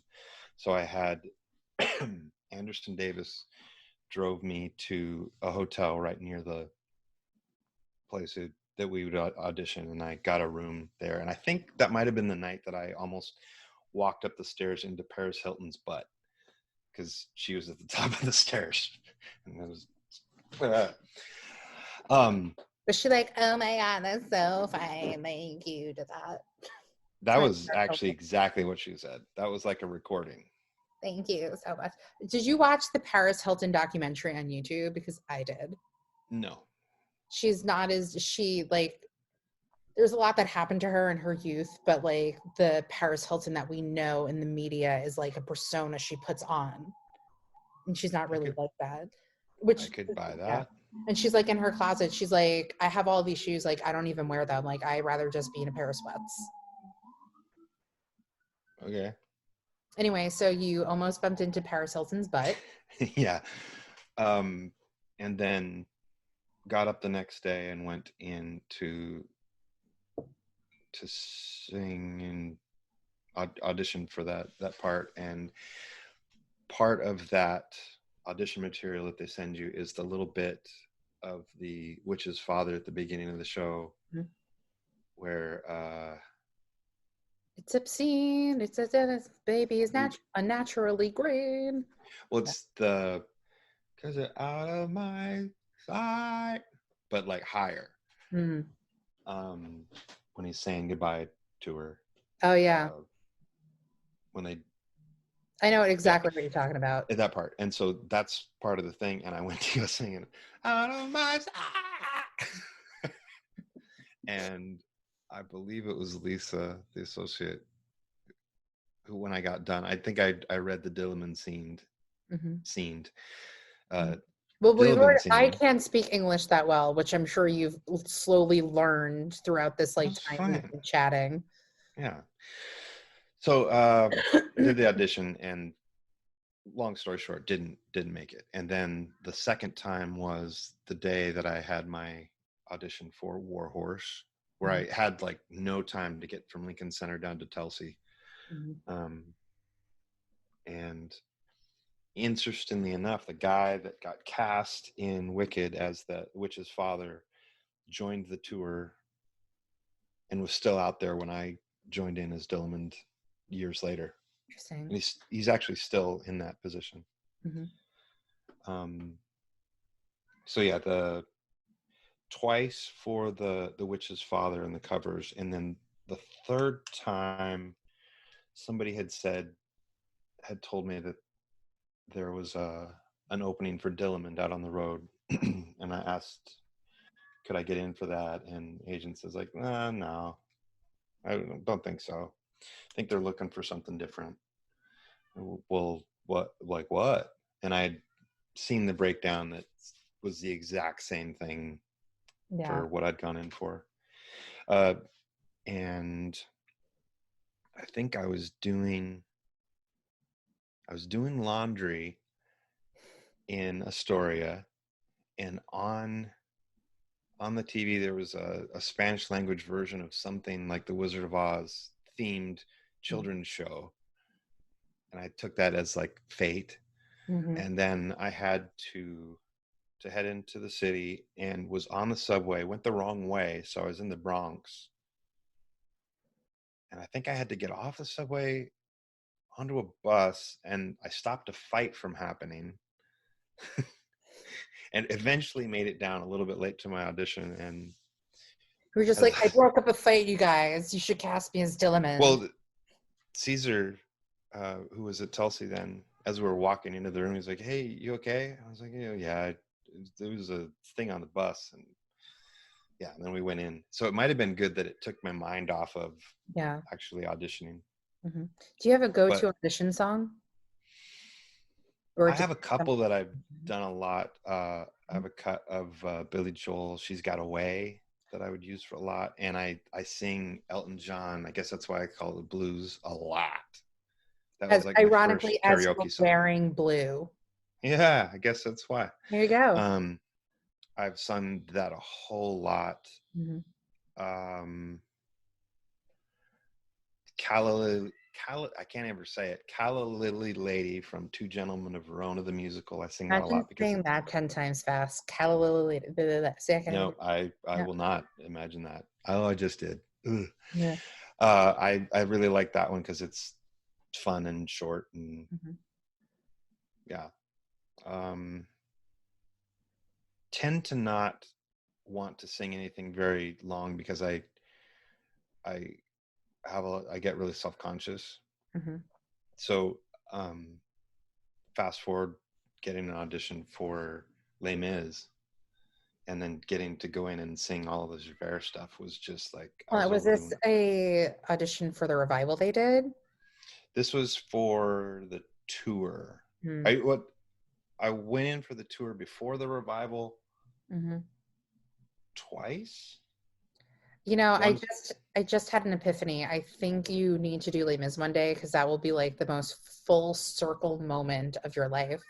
I thought that this last time might have been that because I went in and for the first time I actually worked with an amazing vocal coach for like a little bit on the songs, and I was like, wow, I finally get to do this stuff that for many, many years I've held in my head as a certain way, and went into the audition, heard a couple guys before me that were great. And it was this really great realization that, I mean, one of them may get cast, but that's not how I envision this part in my head. And so it was one of the only times in many, many years that I actually sang a full song in an audition and got to sing Stars. Is that the only one I sang? I don't remember. But sang the whole thing in an audition, and it was a great full circle moment. And I would have loved to have gone and done it, sure, but that alone, in the whole, like Bryan Cranston, the job isn't, or the thing isn't getting the job is the audition itself. That was like a really good moment, and got to I totally watched The Search for the Next Elle Woods my senior year of college, not to age myself. And something that I always remember that Seth Rudetsky said to them was like, you treat every audition like a performance. So that's what I should do. Yeah. And I wish I would. And such a big Seth fan. Many times, or I don't know how many times, dozen times, I would answer the Facebook thing asking for studio audience for his Sirius XM show. And so I'd go like by myself and sit in the back and just listen to him riff and everything. And then like never talk or say anything to him. And then on the Wicked was going through LA with not LA, went with the standby for Elphaba to a promo for the Smith Center in Las Vegas for their season. She was going to sing, and he was there to host. And I think he addressed me by name backstage, and I was too scared to say hello. And so I keep on meaning to send him a message like, hey, by the way, Seth, it's just that I'm a real big fan. I didn't mean to like, yeah. So I'm gonna get to that one of these days, because I love listening to smart, funny, talented people, and hearing his mind go is so just stimulating mentally. Yeah. Oh, he had this great story. Oh, and I can't remember. I never remember who actually did it, and I need to actually remember this so I can tell it properly. But he talks about a guy who was so scared of his phone going off in a theater, changed his ringtone to That's amazing. And that is just genius. I love that so much.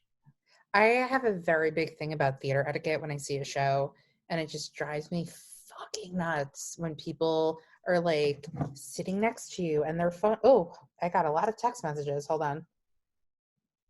Oh, and did you get my email? Oh, I have my email off, so I didn't even notice. Hold on. Oh. I was trying to be nice and professional and not have like dings happen. Yeah. Let's see. Chad Jennings. I got it. Your email is, no, I'm just joking. Let's see. Is the mullet photo in here as well? No, but I can send that as well. Or a photo. No, I didn't get anything. Dang it. It's okay. I'll give you my number later. You can text it to me. Wait. Oh, it's in Zoom. Is your number start with that? Wait, nope. Oops. Guys. I don't want to screen share. Well, I don't start with that. It does. How do you know my phone number? Well, I think during the reading, maybe. No, I didn't give out my phone number to anybody. Are you sure? Let's see. Maybe I've just always been in your phone for whatever reason. Always. Forever, never, always. Years ago. Does it also have this in it? Yeah. Yeah, okay. How do you have my number, Chad? It might have been something with when you were casting me as that. Oh, or maybe does Twitter do for numbers? I don't think so. I don't know. Maybe like I do weird stuff on the computer sometimes. Like I have a theory, but I'll tell you later. Okay. I had a friend who was kind of feeling depressed in Toronto and had posted a picture looking out the hotel room, and I used Apple Maps to figure out what hotel she was in by like looking at, it was like a Blade Runner thing, where I took the thing and then flipped everything around and it pointed at the hotel, and I was like, oh, it's that one, because I can see what she's looking at, and had a friend drop off some stuff to her, which is borderline really creepy. It I is. like to think of it nice. as night, because I wasn't going to be nefarious. It would be borderline creepy if you weren't really good friends with them. Yeah. Right? Yeah. Just like some random person you met and you wanted to like date them, and that would be creepy. Yes. This is sending pictures of freshman year. Oh. I mean, I can send you a photo of myself in like old lady makeup, but I don't think that'll be too exciting for you. And then this is what I put up when I got the part. South Pacific. Okay. That's amazing. Oh, is this a prom photo? That was homecoming.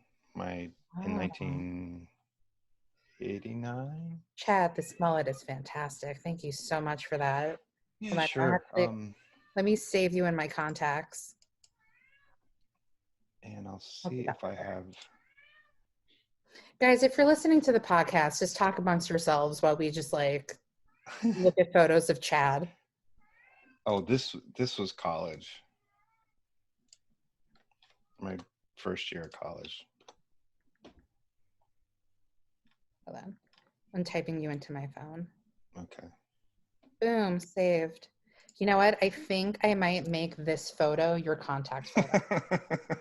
Because I have a thing where, yeah, maybe this one instead. No, I still have the mullet one. I have a thing on my phone where like all of my contact photos are just like funny photos of like people I know. Or just like some random photo of them.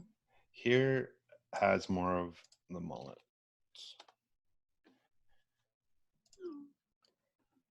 Oh my God, that's amazing.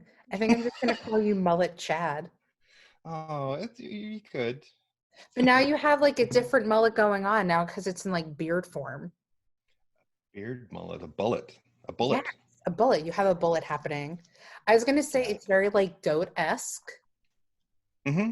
You know? Yeah, it has that, the stuff right in the front. Occasionally it'll sort of look like the top of an ice cream cone, but like upside down. Maybe if it gets longer, you can braid it. You know, they had this documentary about like men's grooming that I watched once, and I think it was Morgan Spurlock, Will Arnett, and Jason Bateman. And it was one of the things was this guy with his beard and how he took vitamins. He took very good care of it. And he was at some like Oktoberfest thing, and a guy jokingly was going to cut it off, and he like aggressively like pushed him away or whatever he did. People are very into their beards. Yeah. Well, that reminds me of a casino ad I did for the Tulalip Casino in Seattle. Mm-hmm. And my hairline was similar to this, maybe a little bit more. I just remember, just like really quickly, when we were in rehearsal for like dinner with friends, you were talking about like your hairline, and you were just like pet your head. Did I? Yeah, you did. You're like, I forget everything. And then you're like, the waist goes, oh, the waist. I don't remember anything. And that I was thinking the other day, I need to, back in Seattle, I want to like sit down with my parents and just have like do the StoryCorps thing where you just like ask them about how things were when they were kids. But I also want to talk to my sister, because I feel like every time I talk to her about something that happened in the past, it didn't happen. There's no way it happened. But given how much I don't remember about even what I said to other people in the last day. I don't know if you can see it, but like it changed your contact photo. Oh. Yeah. Yeah, sure enough. That's yeah. I have your phone number. I'm like, we'll never speak again. Anyway, so getting back to what we were talking about, because we got sidetracked again, which happens, and that's fine. Yes. So Wicked, how did you find out you got Wicked? It was during rehearsals for, I think it was, I don't remember if it was rehearsals for the reading that I was doing, because I had to drop out of the reading to go do my Paris. And it may have been when I was in rehearsals for my Paris that I found out. And then I would respond to my friends' texts with goat pictures and like goat puns. And she was like, what's going on? I go, nothing bad. And eventually. Well, you've definitely perfected. See, again, English is not my first language, apparently. Perfected the goat noise. And I've gotten better over time.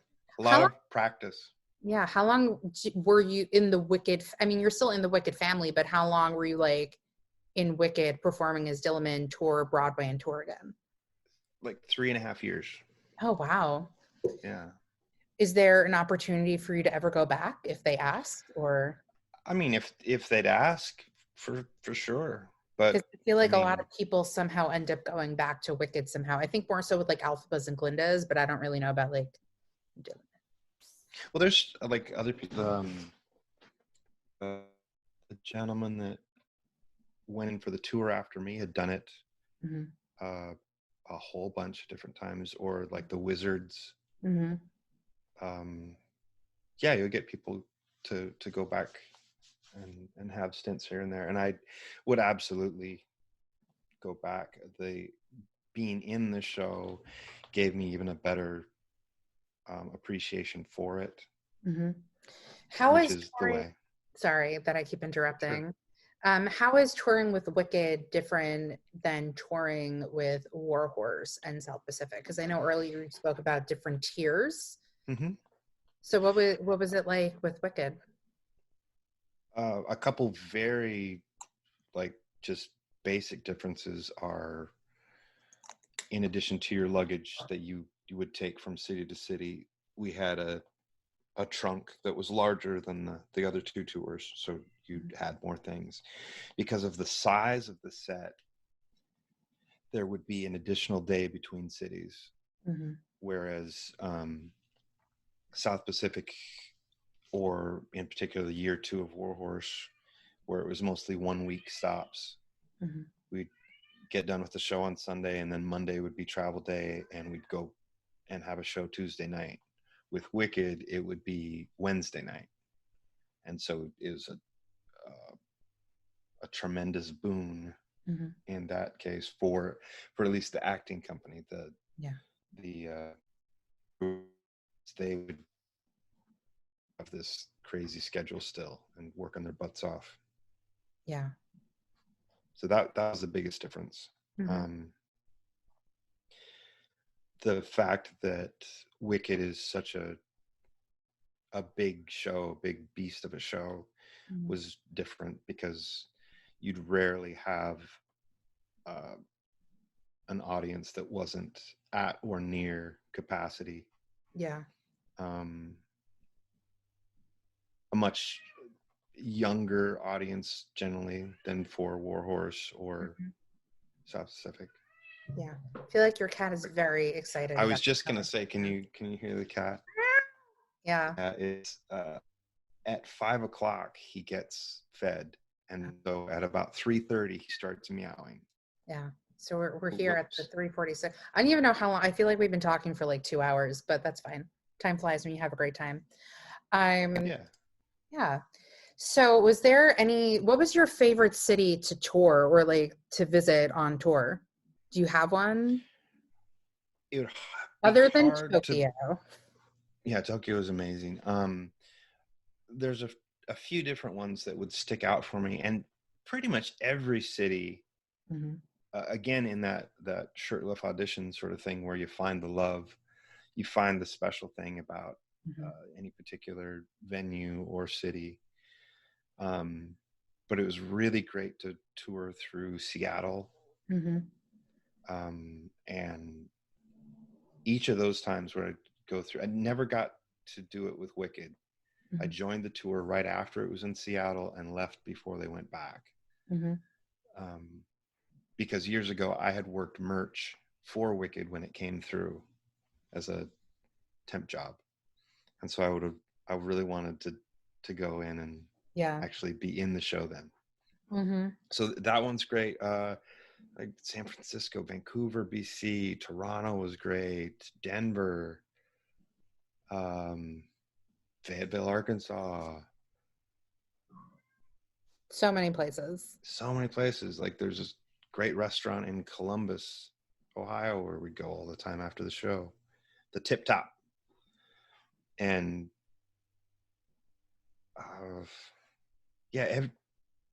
every place had something, at least something. So how did you find out that you were going to bring your Dillamond to Broadway? The associate director, Lisa, we were at a rehearsal, because we'd still do rehearsals when they'd come out and brush up and this and that. And I was sitting out in the house, and she came and sat next to me and said something like, "So you get a phone call?" "No." "All right. Well, we want to send you to Broadway, or we want to take you there." And so it was both really, really cool and super low key at the same time. And so I knew it was happening, but didn't get an official word for a little bit. And then later the stage manager, the PSM, would send out an email with the comings and the goings of who's joining and who's leaving. And that's how I found out and left while we were in Orlando. And I had a day before. You had a day that was coming back down. I can't remember. I get all mixed up. How much rehearsal did you have for Broadway? Was it a day? It was like a couple rehearsals, because for the most part it was the same. The raked stage is different, and in the opening, the business that Dillamond does is as his mob character is a little bit different. Yeah. And I think one of the entrances is on the different side, and on tour you have to push the chalkboard on, and on Broadway it's automatic. You're You were that like, sort of "Ooh, thing. less things for me to do." Yeah, it's great. Don't push a board. We're just like, Yeah, "Ooh, so Broadway." So, what was it like making your Broadway debut? Was it like it huge? it Family come out? Did they was cry? amazing. And no, nobody could come out for it. So it was both amazing, and because the show had been open so long, everybody's really supportive. Mm-hmm.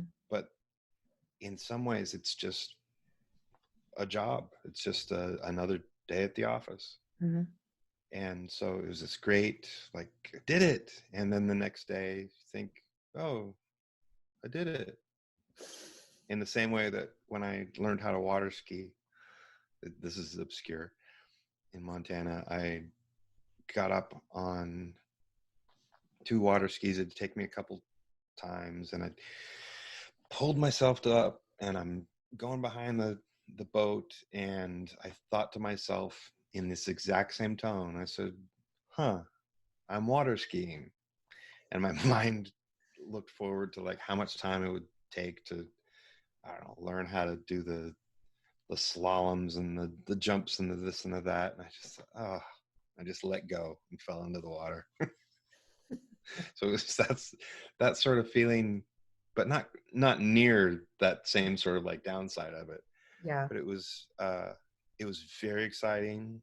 Mm-hmm. And but also I'd been working so long, it was like this, in the same way or a similar way that New York felt like just another city, this felt in at least some ways like just another theater. Mm-hmm. It was amazing. Yeah. Loved it. Yeah. So when I told you I saw Wicked, so with my job, I worked as a concierge, and they sometimes would get free tickets to stuff, and they had free tickets for Wicked, and I got them. And I was very excited because and you can make fun of me, which is fine. I was a very big O-Town fan when I was in high school. Mm-hmm. And the fact that I was getting to see like Ashley Parker Angel was like a very big deal for me. Mm-hmm.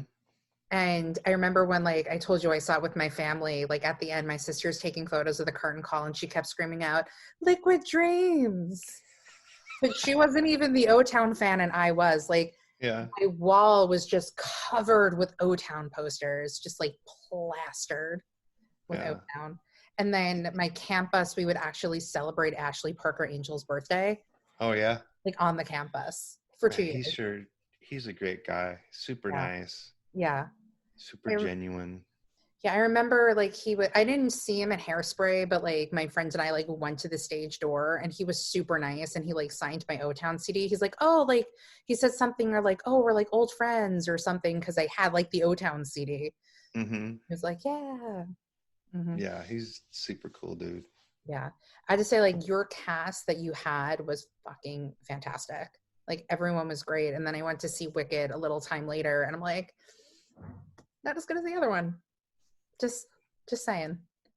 I know that's like really horrible to say about casts, but it's the nature of things. You have different people vibe with you different, and then depending on the rest of the audience. Ooh, my light is weird here. Show. Wow. I know. Well, part of my apartment like faces out to the west, so the sunset. Like my old apartment, I had the most fucking amazing view where like the sun would set, and it just, so if I like stick my head out that way, I can see it, but the sun just comes in weird now. Maybe here, if I like move closer to the camera, it's not as bad. Well, it does. I don't mind. Oh, okay, so I'll just sit back then. Yeah, you do whatever, because we're not recording the video. Well, this does record the video, but I'm not airing it. Oh. Yeah. Or like, I'm not going to air it unless you take me off.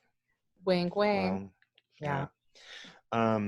Well, I'm glad that you really liked the cast. I was even talking to my friend about it, because again, I've seen Wicked a lot, and we were saying like how good of a Dillamond you actually are. Thank you. You're welcome. I try. And thankfully that what I try, for the most part, seems to be agreeable with them. Mm-hmm.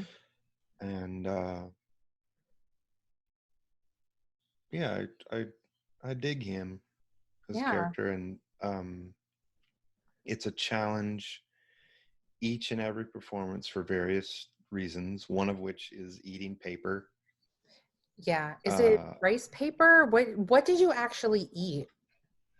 It's a sheet of paper and then a smaller sheet of rice paper that is at times taped or glued or something on the end.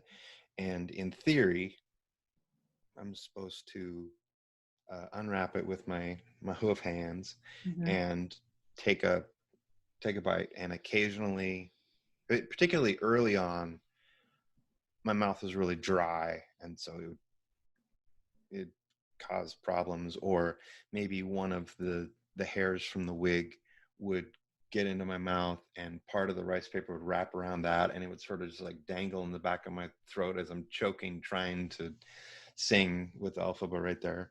Yeah. But for the most part, it got easier. But I thought of how often I probably ate a ream of paper over the course of 3.5 years. No, that just reminds me of like a part of The Office when like, do you watch The Office? I've watched some of it. Okay. I'm also a huge Office fan, but it's like the last season, and Angela as a kid, it's really Dwight's. Long story short, Angela's Spoiler. like, oh, yeah, sorry. Spoiler alert. Jeez. It's been like 10 years since it was off. So like, whatever. Chad, get with it, man. Oh. But Dwight's saying like, that's the most tasteful type of ream of paper. Because then like Dwight's saying like he eats paper. But yeah. Yeah, lots of paper. Mm-hmm. Any particular type of paper that tasted best in your career? I'm just joking. Yeah, that was one of a few challenges for every time, for every performance. One of which is trying to give the gravity of the character in very little stage time. Yeah. And to varying degrees of success, I was able to do that, but it was always a challenge. How many? I know you worked with Jackie, and then there was Mary, who was on tour, and now she's in Mean Girls on tour. So they were like your two main. Mary Kate. Yes. How many Elphabas did you actually like share the stage with? Well, Alyssa Fox was first, and then Mary Kate was the standby, and then who did we go to? Emily Cook, and I think Jessica Voss came after that. Oh, you were on tour with Voss? I was actually doing merch at Fiddler on the Roof that she was in, and she left to do Wicked. Yeah. So I got to see her first night of previews for Masera, and because it was the first night of previews, they had like for Masera on this like platform thing because she was tall, and because again, first night of previews, there was just a very thin sheet underneath her, so you saw the person underneath her like driving her around like in this crate thing. That's cool. I was the bottom half of Frumacera at that theater in West Yellowstone. Oh. I played Perchik and the bottom half of Frumacera, and during the first performance of the evening, we did 6 o'clock and 8:30 shows. For Fiddler? Yeah. How is it like a short version? That's another like 5 or 10 minute conversation of how they do the shows there, which is like. Is it like Vegas style where it's only an hour and a half? Let's see. It would be maybe 1 hour 45-ish. I can't remember what all we cut. Well, also it's hard share productions, so it was really good, and it's going to be long. Yeah, he's just a genius. He's actually one of my favorite Broadway directors. I don't know if you saw, but he's actually directing the movie version for HBO of Oslo. Oh wow! Cool. Yeah, with Hot Priest himself, Andrew Scott, and what's her name? Rita Wilson. Okay. Yeah, he has such a great eye for big picture stuff and detail. would pretty much work with him on anything I had a chance still in to, touch? if I could. Yeah, are you still in touch? We never really were really in touch, per se. But I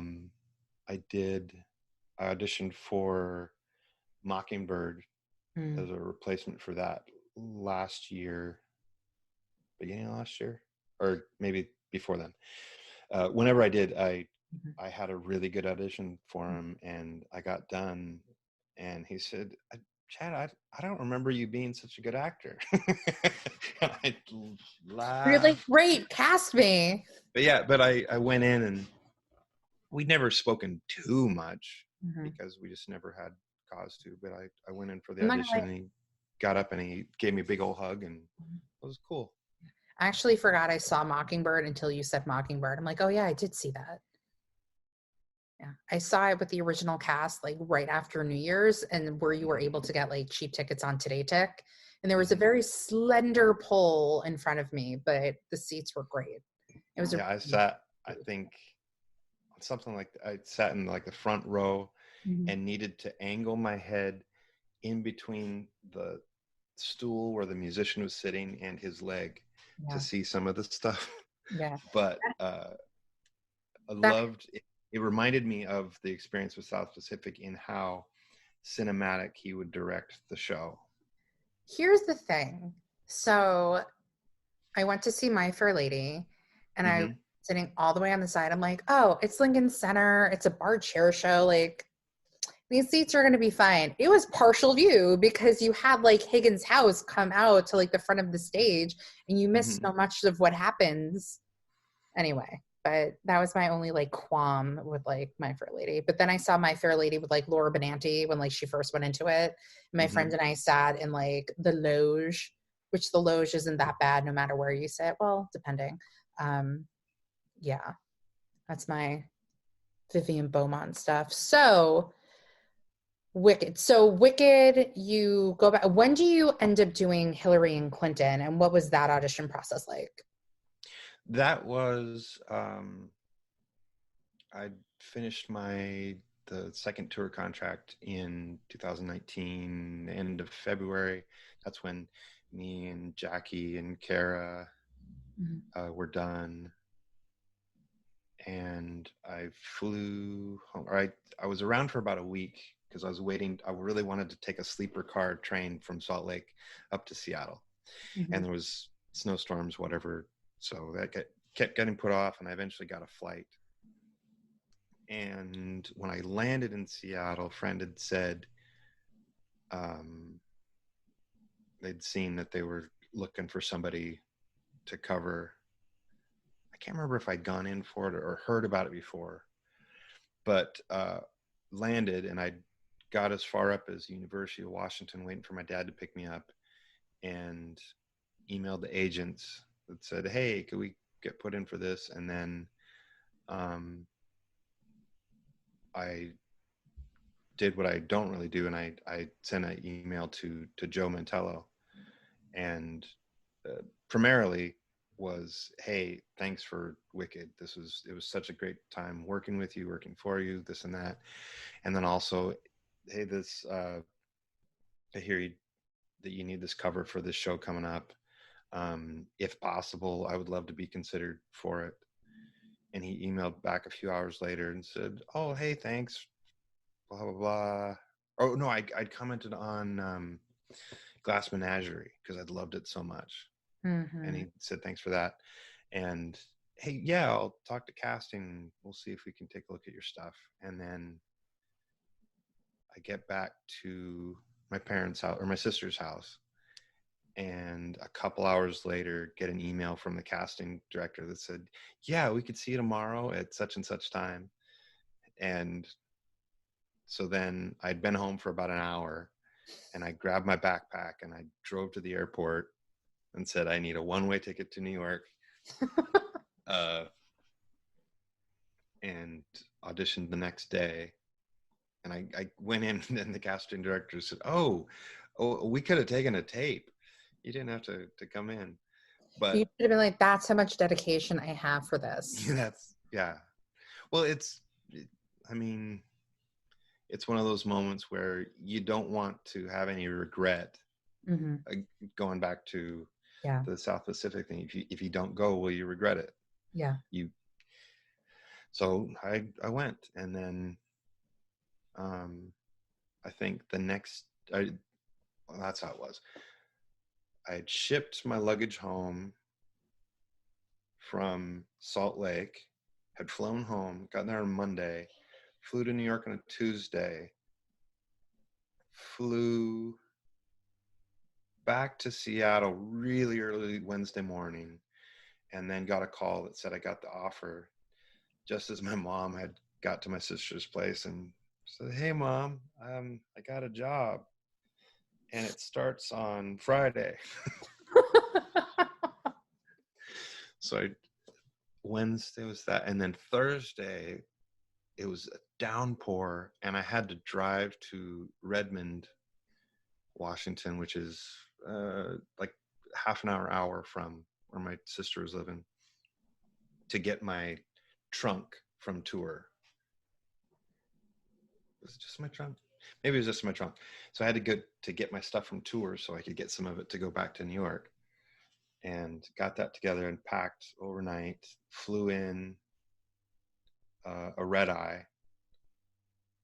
My friend Barzan was so gracious to let me stay at a place in Queens when I got in at like 7 a.m. for a couple hours, and then went in for their first day of tech for Hillary and Clinton, but it was my first day. And so I walking in there and getting to the stage door of the Golden, and I'm trying to get my phone out to take a picture, and there's this woman waiting to get in, and so I grabbed the door. "Oh, hey, sorry."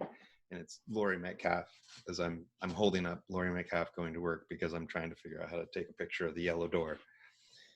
And we go in, and I went and said, "Oh, hi, I'm Chad," to everybody that was around the call board, which said, "Oh, you must be the understudy." I said, "Yep."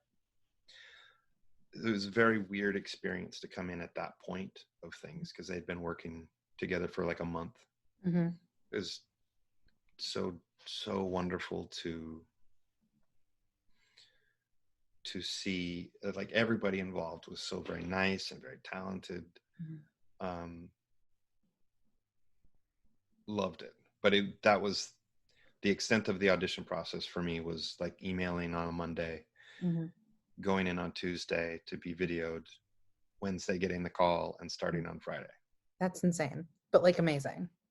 Yeah, super thankful. So just getting back to Wicked really quickly with Joe Mantello, sure. Did he also work on the tour, or was it like just Broadway? He would come out. I'm not sure how often he does come out, but the various creatives at different times will come out to just spot check things, make sure the show is up to snuff. If there are any changes that need to be kind of tweaked, they'll come in and do that. And so I think over the course of my 3.5 years, he came out once on the first tour thing, and then maybe, I can't remember if he saw while I was on Broadway. Oh, I don't think he did, because he was working on Glass Menagerie. I actually missed that one, but I was also of the type of like, they literally just revived Glass Menagerie. Why are they doing it again? And I worked merch at that one, the Zachary Quinto one, the John Tiffany version. And so I was very like, this can't be touched. Yeah. So, but then we did a reading of it, and I was excited because somebody who understudied in that production ended up doing a reading of it, which was pretty cool, in the role of Gentleman Caller. That was cool. Yeah. So did you go ahead? Oh no, I just was remembering that production and just how just really cool it was. Yeah. She comes through the couch and exits through the couch. Sure. Yeah, that happened. Don't worry about it. Yeah. Okay. And there was like that black liquid water, and the ushers would always say like, don't touch it, and then people would touch it, and then they get like black stains on them. Oh, I didn't know about that. From the rain? No, so because it was like a memory place. So the stage, they had like different like little platforms, and like the actual like stage was covered with this like black liquid water. Oh. Yeah. Are we talking about the same production? Probably not. Okay. Did it rain in one that you saw? Because it didn't in this one. Yes. Are you talking about the Joe Mantello one? Yes. Yeah, I'm talking about the Zachary Quinto one. Right. It's like Black Man. Okay. Is that the stuff? I remember, what's the young woman's character name? Is Laura? Yes. Yeah. It was such a cool moment realizing, oh, okay, they're coming in from house right. Joe is pushing her on in a wheelchair. Mm-hmm. They get to the front of the stage, and she gets out of the wheelchair and backs herself up stair by stair onto the stage, and to think, oh wow, she's really committed. Oh no, she actually, okay, that was really, really cool. And it she was fantastic. And seeing Joe do his thing as an actor was just so great too. Did you see The Normal Heart? No. Okay. I did. Well, I also did merch for it, and he was incredible in that. And if you want to talk about people feeling emotional after a show, try selling merchandise in the lobby after The Normal Heart. And just like the depth and depth of quietness when people are coming out. And there was this girl who bought like a t-shirt from me, and she needed a different size, and she like comes to me in tears. She's like, do you have this in another size? Just like tears. And then like there was this guy I knew who came out after, and he was like, oh, and he hugged me, and he was like crying but not crying. Mm-hmm. Yeah. I mean, that was a fantastic show. It's also like really awkward, like standing outside on the street, like selling merch, and like people are just waiting to go in, and you're like, get your t-shirts. Nobody comes up to you. Like 2 minutes later, get your t-shirts. Yeah. That's what I learned. I learned how to sell people things that they don't know that they need or want in West Yellowstone. And I used that when I did the temp job of selling merch for Wicked. Yeah. I said, give me a whole bunch of programs, and I'm going to go out front of the theater and sell them. Mm-hmm. And I did. I sold all the stuff in green fuzzy little monkeys when they were green monkeys. Mm-hmm. And then at the end of the night, the merch guy was like, hey, wow, that like nobody's ever sold that many programs or anything before. Here's my card. The thing I did to sell souvenir programs at Mamma Mia, they put me in a wig once. I had to wear a feather boa at some points. Like that tracks. Yeah. A blue wig for Mamma Mia. Naturally. Yeah. There's a photo of me somewhere of me like in the wig. And when my sister was getting married, she's like, I need a photo for the website. And I sent her that photo as a joke. And she's like, absolutely not. But like nobody in my family gets my humor anyway. So yeah. I mean, I would have like put that up of my sister in a wig for the wedding photo. Sure. Yeah. Just like your mullet photo. Okay. So after Hillary, did you ever get to go on for Hillary and Clinton? No, very close to it. Zach Ort, who I understudied, was very, very ill right at the beginning of the tech process.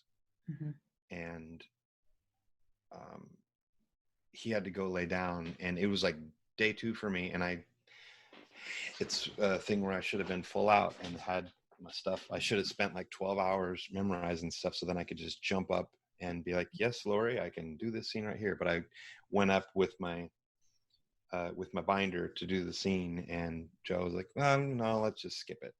So that was the closest I got. And he was really sick another time. And we hadn't had a rehearsal yet. So I almost went on. The stage manager called and said, hey, if we put you on, could you do it? And I said, yeah.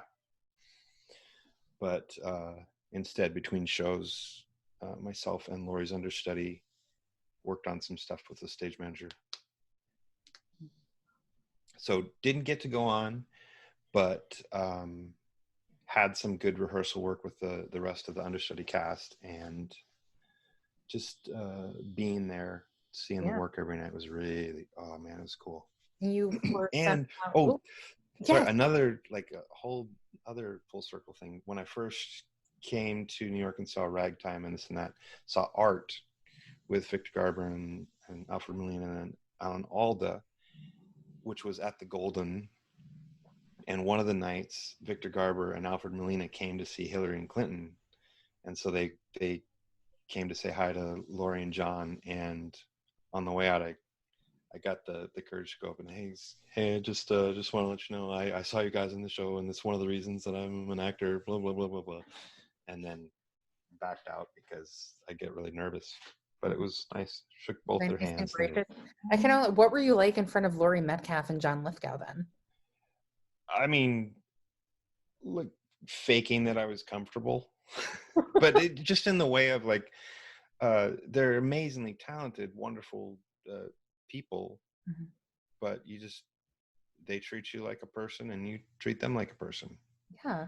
We would be doing, like, Laurie loves puzzles, and so we would do puzzles in the tiny little green room, and then she would come by every once in a while and see how we were doing. Yeah. And John would come in and just in his like just lovely way would come in and say hello to everybody, and yeah, they were great. Yeah. Did he offer anybody soup? Because he does the soup commercials. Oh, I don't recall. I'm only joking about that soup. No, I worked a couple of merch jobs at that theater. So when we would leave, I would like go downstairs, exit through like the stage door and everything. So I kind of know the backstage a little bit. Yeah, I remember like I was exiting once and like Lupita Nyong'o was right there, and I was like, bye. Yeah, they had a lot of people come through. Yeah. Well, no, because it was the show Eclipse that she was doing. I worked like one shift of that, and but then they were like, oh, you like exit through the side. But for my like years of working there earlier with like Driving Miss Daisy, that's how they told us like we had to leave, was like through the backstage. So I'm like, I'm just gonna go that way because that's how I know to go, and if somebody says something to me, then I'll switch it up. I wanted to exit through the stage door. Yeah. But what's really funny about that alley was like, because that's where the Jacobs and the Majestic is, like those are the stage doors. So one of my favorite musicals of all time is Once. And my friend and I went to see it at the Jacobs, and we're right orchestra, like in the back on the side, like by the doors. And so at one point during the show, we hear a very muffled, like, so we hear a very muffled version of Masquerade, like whilst we're watching another Broadway show. So we got like 2 shows for the price of 1. Yeah. Yeah. So I want to ask about the stage door experience. So have you did you ever stage door? Because we'll get to like you being on the other side of it with like people asking you for autographs. But have you ever been on the other side of it asking other people for stuff? And if so, like what was any highlight horrible experiences? Have I ever done that? Generally, no. I don't, because I feel like I don't want to bug anyone. Like I don't know what I would say a lot of times, but I do also think of one time where it might have been right after South Pacific, and I didn't know what to do, and going on TDF to get whatever seats, and got a ticket to Bengal Tiger at the Baghdad Zoo, and saw that with Robin Williams in it, and I regret not going to the stage door and just having that moment where I could say thank you, not just for the show, but like for his career and everything. And so that's sort of a thing I hold in my head, that I want to like find people that in particular I feel are like some of the good guys, and just like say, hey, thank you. So my senior year of college, I did scene work for Reasons to Be Pretty. And that's when it was like coming to Broadway, and it was on Broadway. And I remember seeing it for the first time and just being like, oh my God, these people are amazing. So I actually like went to the stage door and like shook hands with Tom Sadowski and like thanked him for like the show and being like, I'm working on it and blah, blah, blah. And he was lovely, you know, but I understand that. I mean, yeah. Also, I would imagine the stage door for Bengal Tiger would just be insane anyway. Yeah, I can't recall how it was, but I would assume it would be similar to some other show with somebody big in. Yeah. Yeah, I don't know. I don't recall. Yeah, I remember Angels in America. I saw it twice, and the second time I saw it, I ran into like a friend of mine and her aunt, and they wanted to stage door, and I just remember everybody coming out, and then like Andrew Garfield was going to be the last one to come out, and when they do, they just went with the barricades to like make sure that like nobody comes in to like get to him. And I honestly feel like it was my freshman year of college, but it might have been my sophomore year, where the theater at my school that like films inside the actor studio and everything, they did the Tribeca Film Festival and they premiered this movie called Boy A. And that was before like Andrew Garfield was like even a thing. And that's like how I knew who he was. And when they announced him as Spider-Man, I literally was like, oh, that's that guy from Boy A. And I always said, like, if I ever met him, I would say, like, oh, I've liked you ever since I saw you in Boy A. And I got the opportunity to say that to him at the stage door. Because, like, who the fuck knows that movie? No one. Yeah. You know? I think he won, like, an Orange BAFTA award for it or something. So how is it to be on the other side of the stage door with, like, people asking for autographs? In that same sort of imposter syndrome, I don't want to bug people. I don't want to bug people into thinking they need to ask for my autograph or anything. I don't think of myself as important that or anything. But there's also the, like, if people just need or want an outlet to talk about the show or talk about something in their life, you can be that vector into it for them. And some people, like, I'd run into a handful of people that like Dillamond is their favorite character, and if I would just stay shy and everything, I wouldn't give them the opportunity to, like the little girl that drew a little picture of a goat that said, "You really sound like a goat," and I would show that to the associate director Lisa and say, "See, you're giving me problems about my bleat. Well, this little girl said I sound like a real goat." I can't do stuff it. like that. So, and I'm sure it's different for like the witches or the bigger parts, because I think of myself, well, I'm only Dillamond. I'm only this or that. Yeah. I feel like having worked merch and like gone to shows for many years and seeing all different things, like I find it very interesting that like certain, like there was like one particular ensemble member in a show that I did merch at that I felt like this person thought their like shit didn't smell. And I'm like, calm yourself down. You know, it was like one of those. But funnily enough, I was seeing a show and I was across the street with my friend just talking because we just saw it. And then we saw them come out of the theater, see the stage door, go back into the theater to go out of the stage door to sign autographs. Yeah. I just thought that was really funny. Another sort of like the just seeing people come out. Terry Crews was at Wicked with his family in New York, and I got like hugely starstruck when I found out he was in the audience. And then I left the stage door and like went through and signed autographs. And then as I was walking back towards 7th Avenue or walking back towards Broadway, he and his family walked past me, and I was like, well, I'll just go home. So I'm walking behind them. I take a left, he takes a right to go across 51st. And I stopped for a second. I said, I'm never going to get a chance to do this again. So I look, and there's a SUV pulling up for him and his family. And I think, okay, he's going to open the door and his family's going to get in. Sure enough. And so, but I crossed the street and I stayed like 15 or 20 feet away. And just as I think his wife was maybe getting in. I said, Mr. Cruz.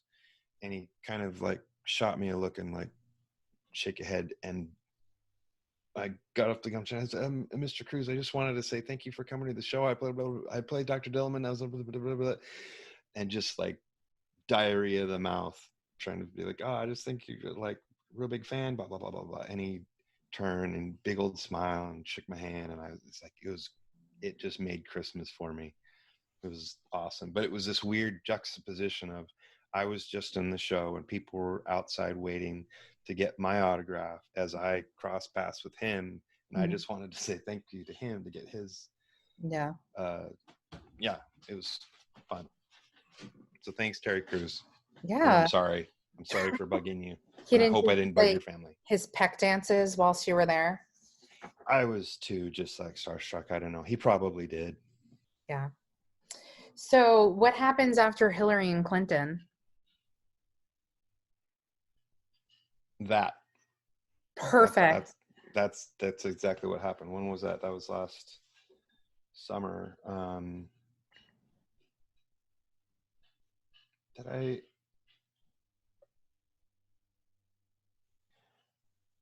I just was auditioning for some stuff. Had a couple different sublets.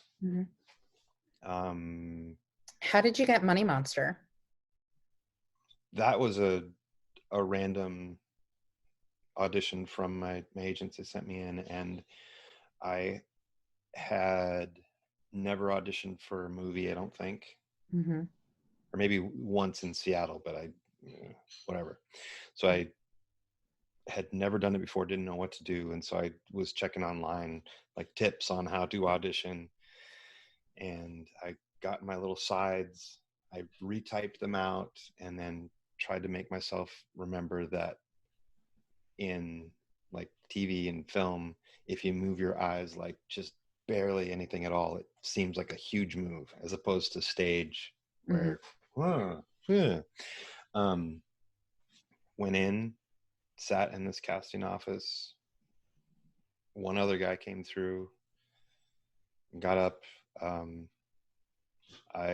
The casting director didn't have a copy of the script with her, and I said, oh, I made 2 copies. And so like maybe I scored extra points by giving her a copy of these sides that I'd retyped out, which I now do pretty regularly. Is that how you learn your lines, is typing out your lines? Well, a little bit, just sort of drilling again and again.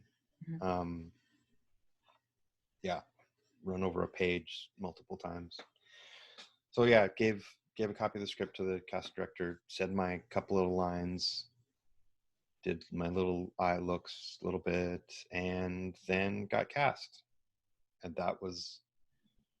then got a call from the stunt coordinator for the show that said, hey, how are you with heights? And at that point, it's like, you could, how are you with wrestling sharks? And I would have said, fine, love it. And just like, I'll figure out how to be okay with that. Yeah, like there's no height that I haven't heighted before. Yeah, totally. I love them. And it turns out they filmed it at Kaufman Studios, or that section. So it was like 2 subway stops from me on Astoria. And he was talking about stuff. And I said, hey, I mean, I'm really close. I could just come by and you can show me. He said, yeah? Oh, yeah. So we go, and they're filming stuff, and George Clooney's there warming up and singing Lowrider to himself. And it's just bizarre. He's there, and then this woman comes up, and I look down. She said, oh, you must be Chad. I'm Jody. And I was, yes, you are. Yeah, Jodie Foster. Yeah. That's a very bad Jodie Foster impression. It was super, super, super cool. Loved it. But it was weird too. One of the extras, who was a cop, I played a sniper in it, who they call, spoiler alert, they call in a sniper to try and defuse this bomb in this television studio. So I'm there and I have a gun with a blank in it, but I'm looking through the crosshairs at George Clooney, or just to the right of him. And it was so weird because it was exactly like in a TV show or movie where you see the crosshairs over somebody. And that was my experience. I was right there. And so I got to shoot right next to him. But one of the extras kept on like chatting me up as though like I could help him out to get a bigger part in the thing. I'd never done anything before. He's like, hey, check out these shorts I did and my green screen, and maybe I could get up on that scaffolding too. And because I guess that's a pay bump if you're an extra or something. I don't know. But trying to just do my job as best I could, not knowing exactly what I was supposed to do. Yeah. And here we are. Having to look like I'm a sniper. And well, you did, because it was very like snipery. I tried. Yeah. Well, I mean, it worked. You made it into the movie. Yeah. Yeah. That was pretty funky. Mm-hmm.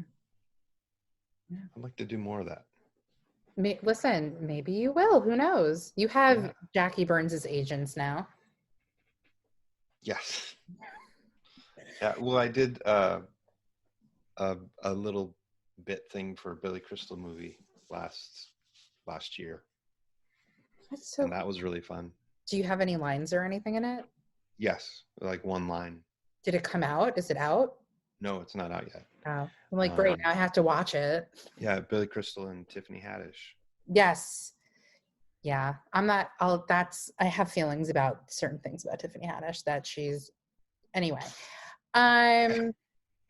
So with this South Pacific that you were doing at some point with Goodspeed, did you have to audition for that, or were they just like, yes. Chad?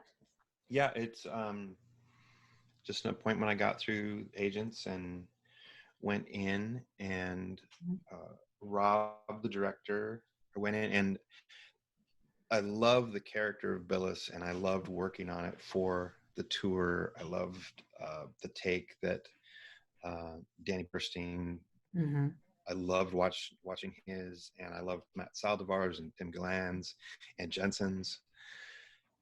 And just that the couple moments that you get to have with Nellie are just so just love them. And I didn't know that they existed until Bart's production. Yeah. So also like Danny Burstein in anything I'm good with. Yeah, totally. Yeah. So yeah, I went in and the audition went really well, and Rob really responded well, and he liked the take that I had on it, and I was very deflect. I'm like, he's like, oh, I really like how you took that. And I said, well, yeah, I had good examples on the tour to look and to look at, and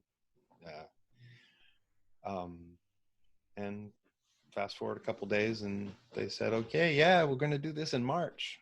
And then the world blew up. Yeah. So let's talk about our reading, since we're kind of there and we're kind of winding down. I feel like we've been talking forever, which is fine. I'm good with it. So you got asked pretty quickly to do Dinner with Friends. Mm-hmm. So just talk about the process of doing a virtual reading for those who listen and have never done one before. What was the process like for you? It's, barring the technology, it's a lot like just sitting around a table and doing a reading. I mean, depending on to what extent you want with props or costumes or this and that. It's sort of unique in that you can directly watch the other actors because of the cameras, as opposed to looking down the table at them at a table read. Yeah. It was funner than I thought it would be. Not that I thought it would be terrible or anything, but it worked as far as theater goes. You could get past the, at least for me, one of the things I had sort of preconceived notions about is that I wouldn't be able to get past the fact that I was just watching separate TV screens and having to imagine them relating with each other in a particular space. But in the same way that your imagination will go with like a radio play, the same thing can be said for a Zoom reading. And that's something I hadn't thought to do, is to just like turn the screen off and listen to it. That would probably work too.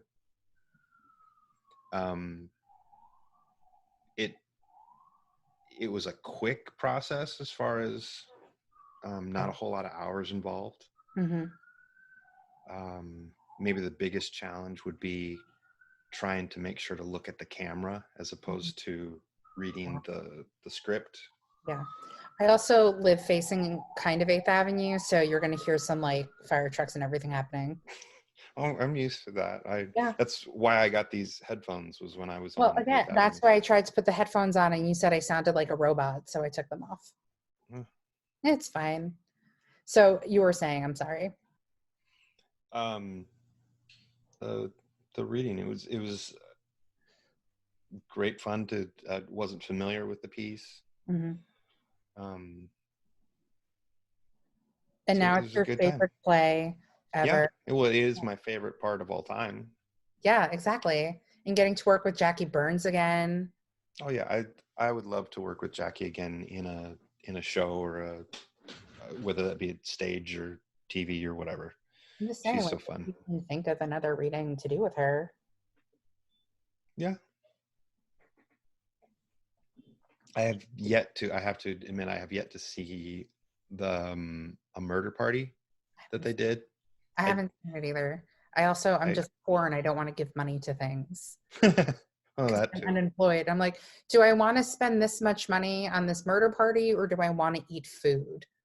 So that's kind of like where my mind goes. Like with holiday shopping, I already like bought my mom a gift, and she likes perfume. So they have this like little perfume thing on like the checkout line at Sephora. And it's like, no, you already bought her a gift. Don't buy her anything else. It's your mother and you want to, but then my mom would be like, don't spend your money. Yeah. So. Well, don't tell Jackie. Don't tell Jackie? That I haven't seen A Murder Party yet. Well, maybe she'll listen to this. I'm sure she'll be fine. Okay. Yeah, I think she'll be okay. Yeah. I mean, anyway.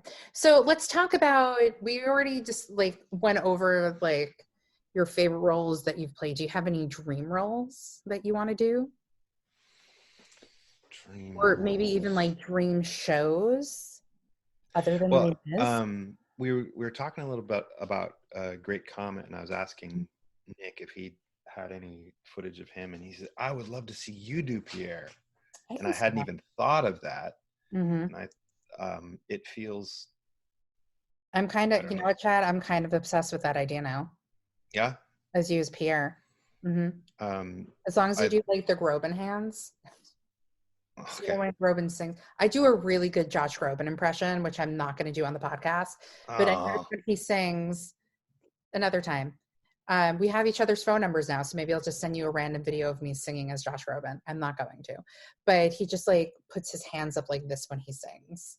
That's a part of it. And now whenever you see him, sometimes you'll see him perform with his hands going up like this. Does it correspond, do you think, to particular emoting, or probably would it be a technique for how to sing? I would assume more emoting. I think emoting, because I feel like a lot of gestures that people have just happen because of the way they're like talking. But as of right now, how I'm trying to explain it, my hands are moving, like how to explain their emotion. Yeah. And I also notice a lot of people have like the same isms as well, because the director side of me notices those certain things. Like Meryl Streep, she'll do this in like an emotional thing, and yeah, there's just certain things that people do. Yeah. So that is definitely something that I'd never thought of, the comment, but would be really interested in exploring sometime, or maybe just working on the material. Well, I think we figured out a new audition song for you, Dust and Ashes, but you would have to cut that down because that's like a 5-6 minute song. That's one of the songs that I listen to a lot from that. Well, they actually added that for the Broadway production. They didn't even have it off Broadway. Really? Oh. Didn't know that. time. Did you see it on Broadway? I did. Oh yeah, that's right. I actually saw it when it was in the tent on 45th Street, and the chair I was sitting in was weird used flex, but okay. Weird what? Weird flex, but okay. Oh yeah. I love saying that too much. Flex, it's what the kids used to say. Like flexing would be like, "Oh yeah, I saw that in the tent." Like, "Oh, impressive." Oh, weird flex, but okay. Oh, thanks, Chad. Yeah. I only do it because it makes me laugh. Well, it's a weird flex too. No, I say that's what she said a lot, and I was going to say it at one point during this podcast, but I stopped myself. Oh. Anyway, maybe I admire a good that's what he said or she said or they said. Mm-hmm. Yeah, my friend bought me one year for the holidays a framed that's what she said, and then the frame broke, but I have the paper somewhere. I think it's on my Shakespeare shelf, actually. I have a shelf that's just like Shakespeare related. I also have a Shakespeare prayer candle. But the chair I was sitting in was used a lot. So like the scene between Anatole and Pierre when they're fighting, like Anatole was hanging on to my seat. Oh, wow. And I was just like, this is amazing. And then it came to Broadway and I was just like, ah! I saw it the first performance after it opened. And I saw it 4 times. And the second time I saw it with one of my best friends, and we're sitting like all the way on the side because we got rush tickets. And how I mentioned my thing with people on their phones, this guy is like looking at fucking shoes on his phone. And then we ended up talking to him at intermission, and it turns out he was one of Josh Groban's bodyguards, and he has to like sit there every night and make sure that nobody touches Groban. Nobody's groping Groban. Noise. So, yeah. Any other roles? Would love to do King George in Hamilton. I can see that too. I also think a woman can play that part. Sure.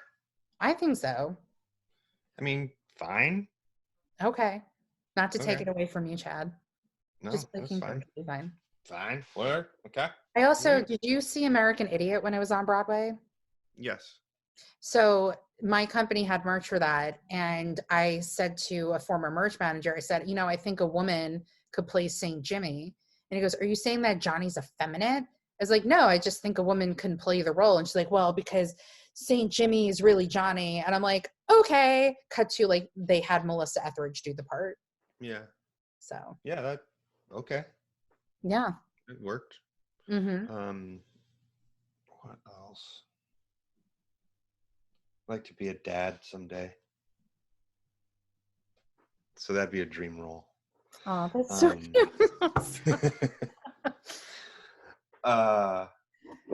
That just reminded me of something from The Office. I'm sorry. Okay. Yeah. Wait, you watch The Office? Not at all. Okay. So Michael was signing up for a dating website and he goes, oh, I know what my name's going to be. So he made his username Little Kid Lover. Yeah. I like that. Like the Arrested Development or his, what is it? So his license plate is like a new start, but it's ANUSTART. I can't think of it in my head. I've only ever watched like Arrested Development like once through. So that's like one of the shows I can't go back and watch. I might need to watch it again just to get some of the running gags. Yeah. Well, there's always money in the banana stand. Yeah. Yeah. And then he had, when they did like the new, I didn't watch like the newest season they did, but like when they had their like revival season, how they were doing like block app. And it was literally just an app where you're like hitting a block. Do you not remember that? Okay. So we talked about it and you started to write it down. What are your like top theater going experiences you've ever had? I'll say seeing South Pacific for the first time in the Vivian Beaumont, just because of like seeing Nothing Like a Dame and have it be so singularly like, oh, that is what it should be to me. And the show as a whole, the way it was directed, designed, acted, it was just wow. Ragtime was another big one, seeing that, even though like, because my attention span is terrible, I was bored during the show, particularly the ballads. I didn't realize what I was seeing or what I was hearing. But that was a big one. Another one was Umo Ensemble, which is a group. I think they're based out on Vashon Island in Seattle, or west of Seattle. And I saw them in college a couple times, and they do like a lot of movement-based theater. And there was this the piece they did with these swings on stage, and I still remember like they were going around in circles, all hanging from circles, and then just little by little they would get a little bit faster, and then eventually all four of them were in the air at the same time, and it was cool. I'm sure I'm forgetting any number of theatrical experiences that really just floored me. Do you remember the last show you saw on Broadway? I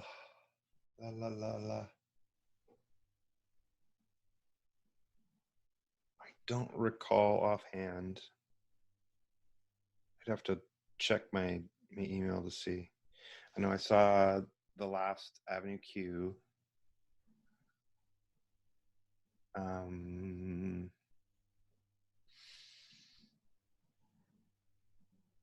So Waitress right before it closed. Fucking love Waitress, man. Yeah, it's just a really, I love Sarah Bareilles' style. I watched the movie for when I first auditioned for it, and it was such a quirky little movie.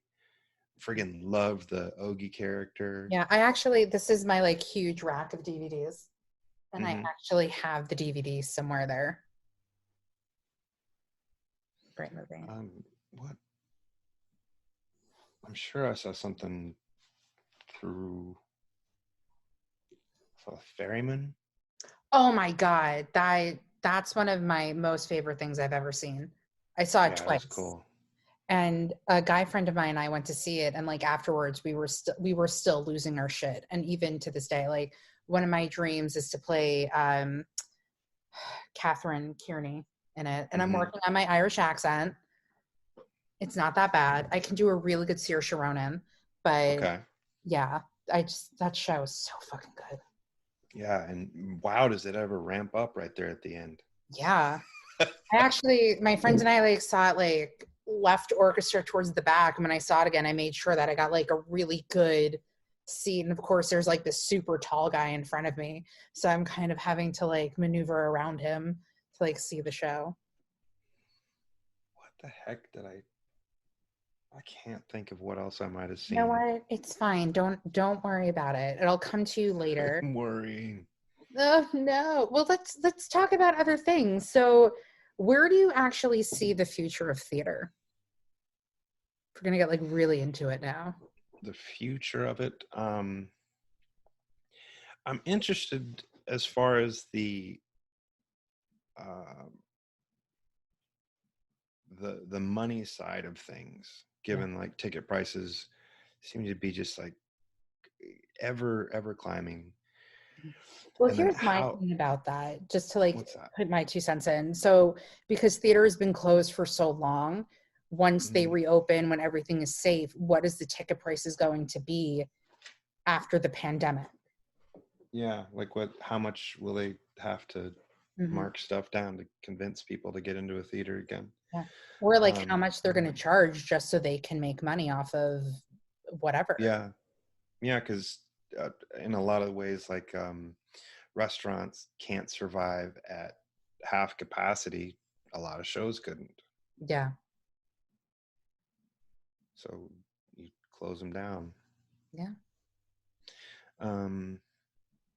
The future, I don't know. It's been interesting, the thought of it, because I haven't explored it at all myself, as far as virtual theater or filmed stuff. The only experience I have with that is stuff that's been filmed in the past. I think theater has its biggest power in the flesh, live, where you have that give and take from the audience, and the theater can be a gym for empathy, and the audience comes to, like, it, as I'm in the show, I'm like the stairmaster for a little bit, and somebody can do some reps as they experience life using me as sort of a vessel, if I'm doing my job right. To come and learn how to be a human, or how not to be, or be a goat. Or be a goat. Go through the experience of other people. That's just such a huge value and power that theater has. I would like to think and hope that the arts in general can either be put back into school curriculums or heightened more so, again, just on the how to be a human vein. How do you exude and share empathy and compassion, which are very powerful things that a lot of times we don't have enough of. So I think we should wind down, because I feel like we've been talking for a very long time. It has been a bit. Like 3 hours going. Going up on 4. Yeah. 3.5. Yeah, because it's the second longest conversation I've had within 24 hours. I'm not even joking. So normally at this point we play a game, but I like the tradition of doing the inside the actor studio question. So are you ready? Sure. I vaguely remember them. Oh, well, you're going to remember them after I ask them. So there you go. Yeah. Well, I'll see what I have for an answer then. What is your favorite word? Mother flipping. Mother flipping? Yeah. What is your least favorite word? I have locked into this since college, but moist is very common least favorite word, and I pair it with my friend down the hall in the dorms would say, like, moist slacks is the double worst. Yes, in more ways than one. Slacks. Yeah. And I genuinely have sort of a whistly S when I talk. And so anything like Ruth's Chris Steakhouse is the worst restaurant name in the whole wide world in Canada, because I can't say it very well. So you probably don't do the Sally sells seashells by the seashore? Nope. Nice. I was vocally prepping in the shower, and I was doing a Peter Piper picked a peck of pickled peppers tongue thing that I learned in college. What turns you on? Wit, smarts, humor. Is there one word that like has that whole thing? I think the person you meet who encompasses all that, that's the one word. There you go. Yeah, sure. Yeah. What turns you off?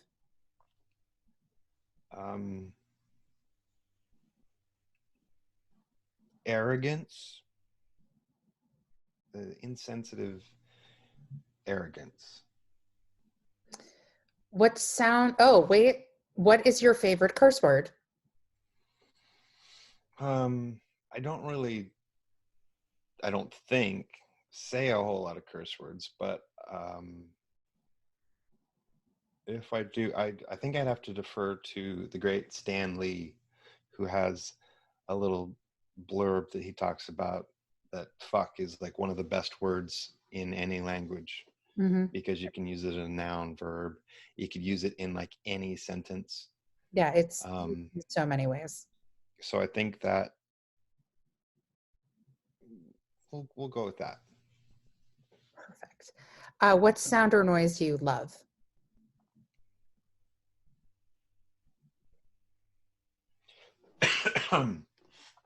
Not coughing. A cat purring. I was going to say the cat in the background from like an hour which is ago. not my cat, but also the silence of a smile from someone who looks at you and appreciates you for who you are. There's a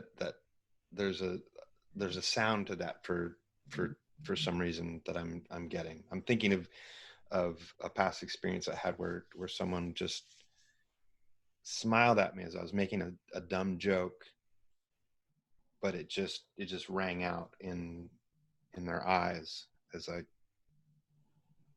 it was this great sound, but there was no actual sound. Mm-hmm. I loved that. That's wonderful. What sound or noise do you hate?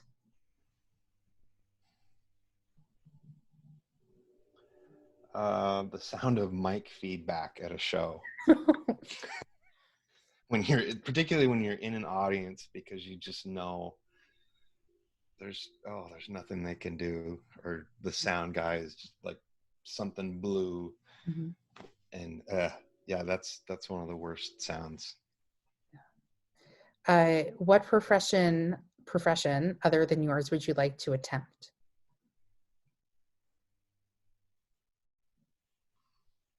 Maybe a engineer, inventor sort of person. What profession would you not like to attempt? Politician. And lastly, if heaven exists, what would you like to hear God say when you arrive at the pearly gates?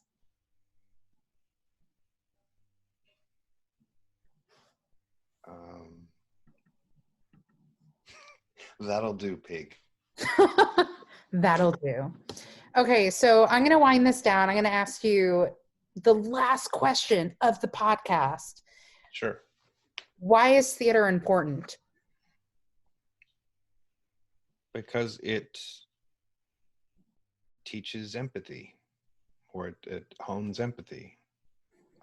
It teaches how to be a human in a way that a lot of things can't do. I mean, the power of theater. I'm thinking of this great anecdote of the show at the Seattle Children's Theater that the Don Darrell Rivera, who plays Iago in Aladdin, I think he was doing it, or he wrote the show, Harold and Purple Crayon or something. But there was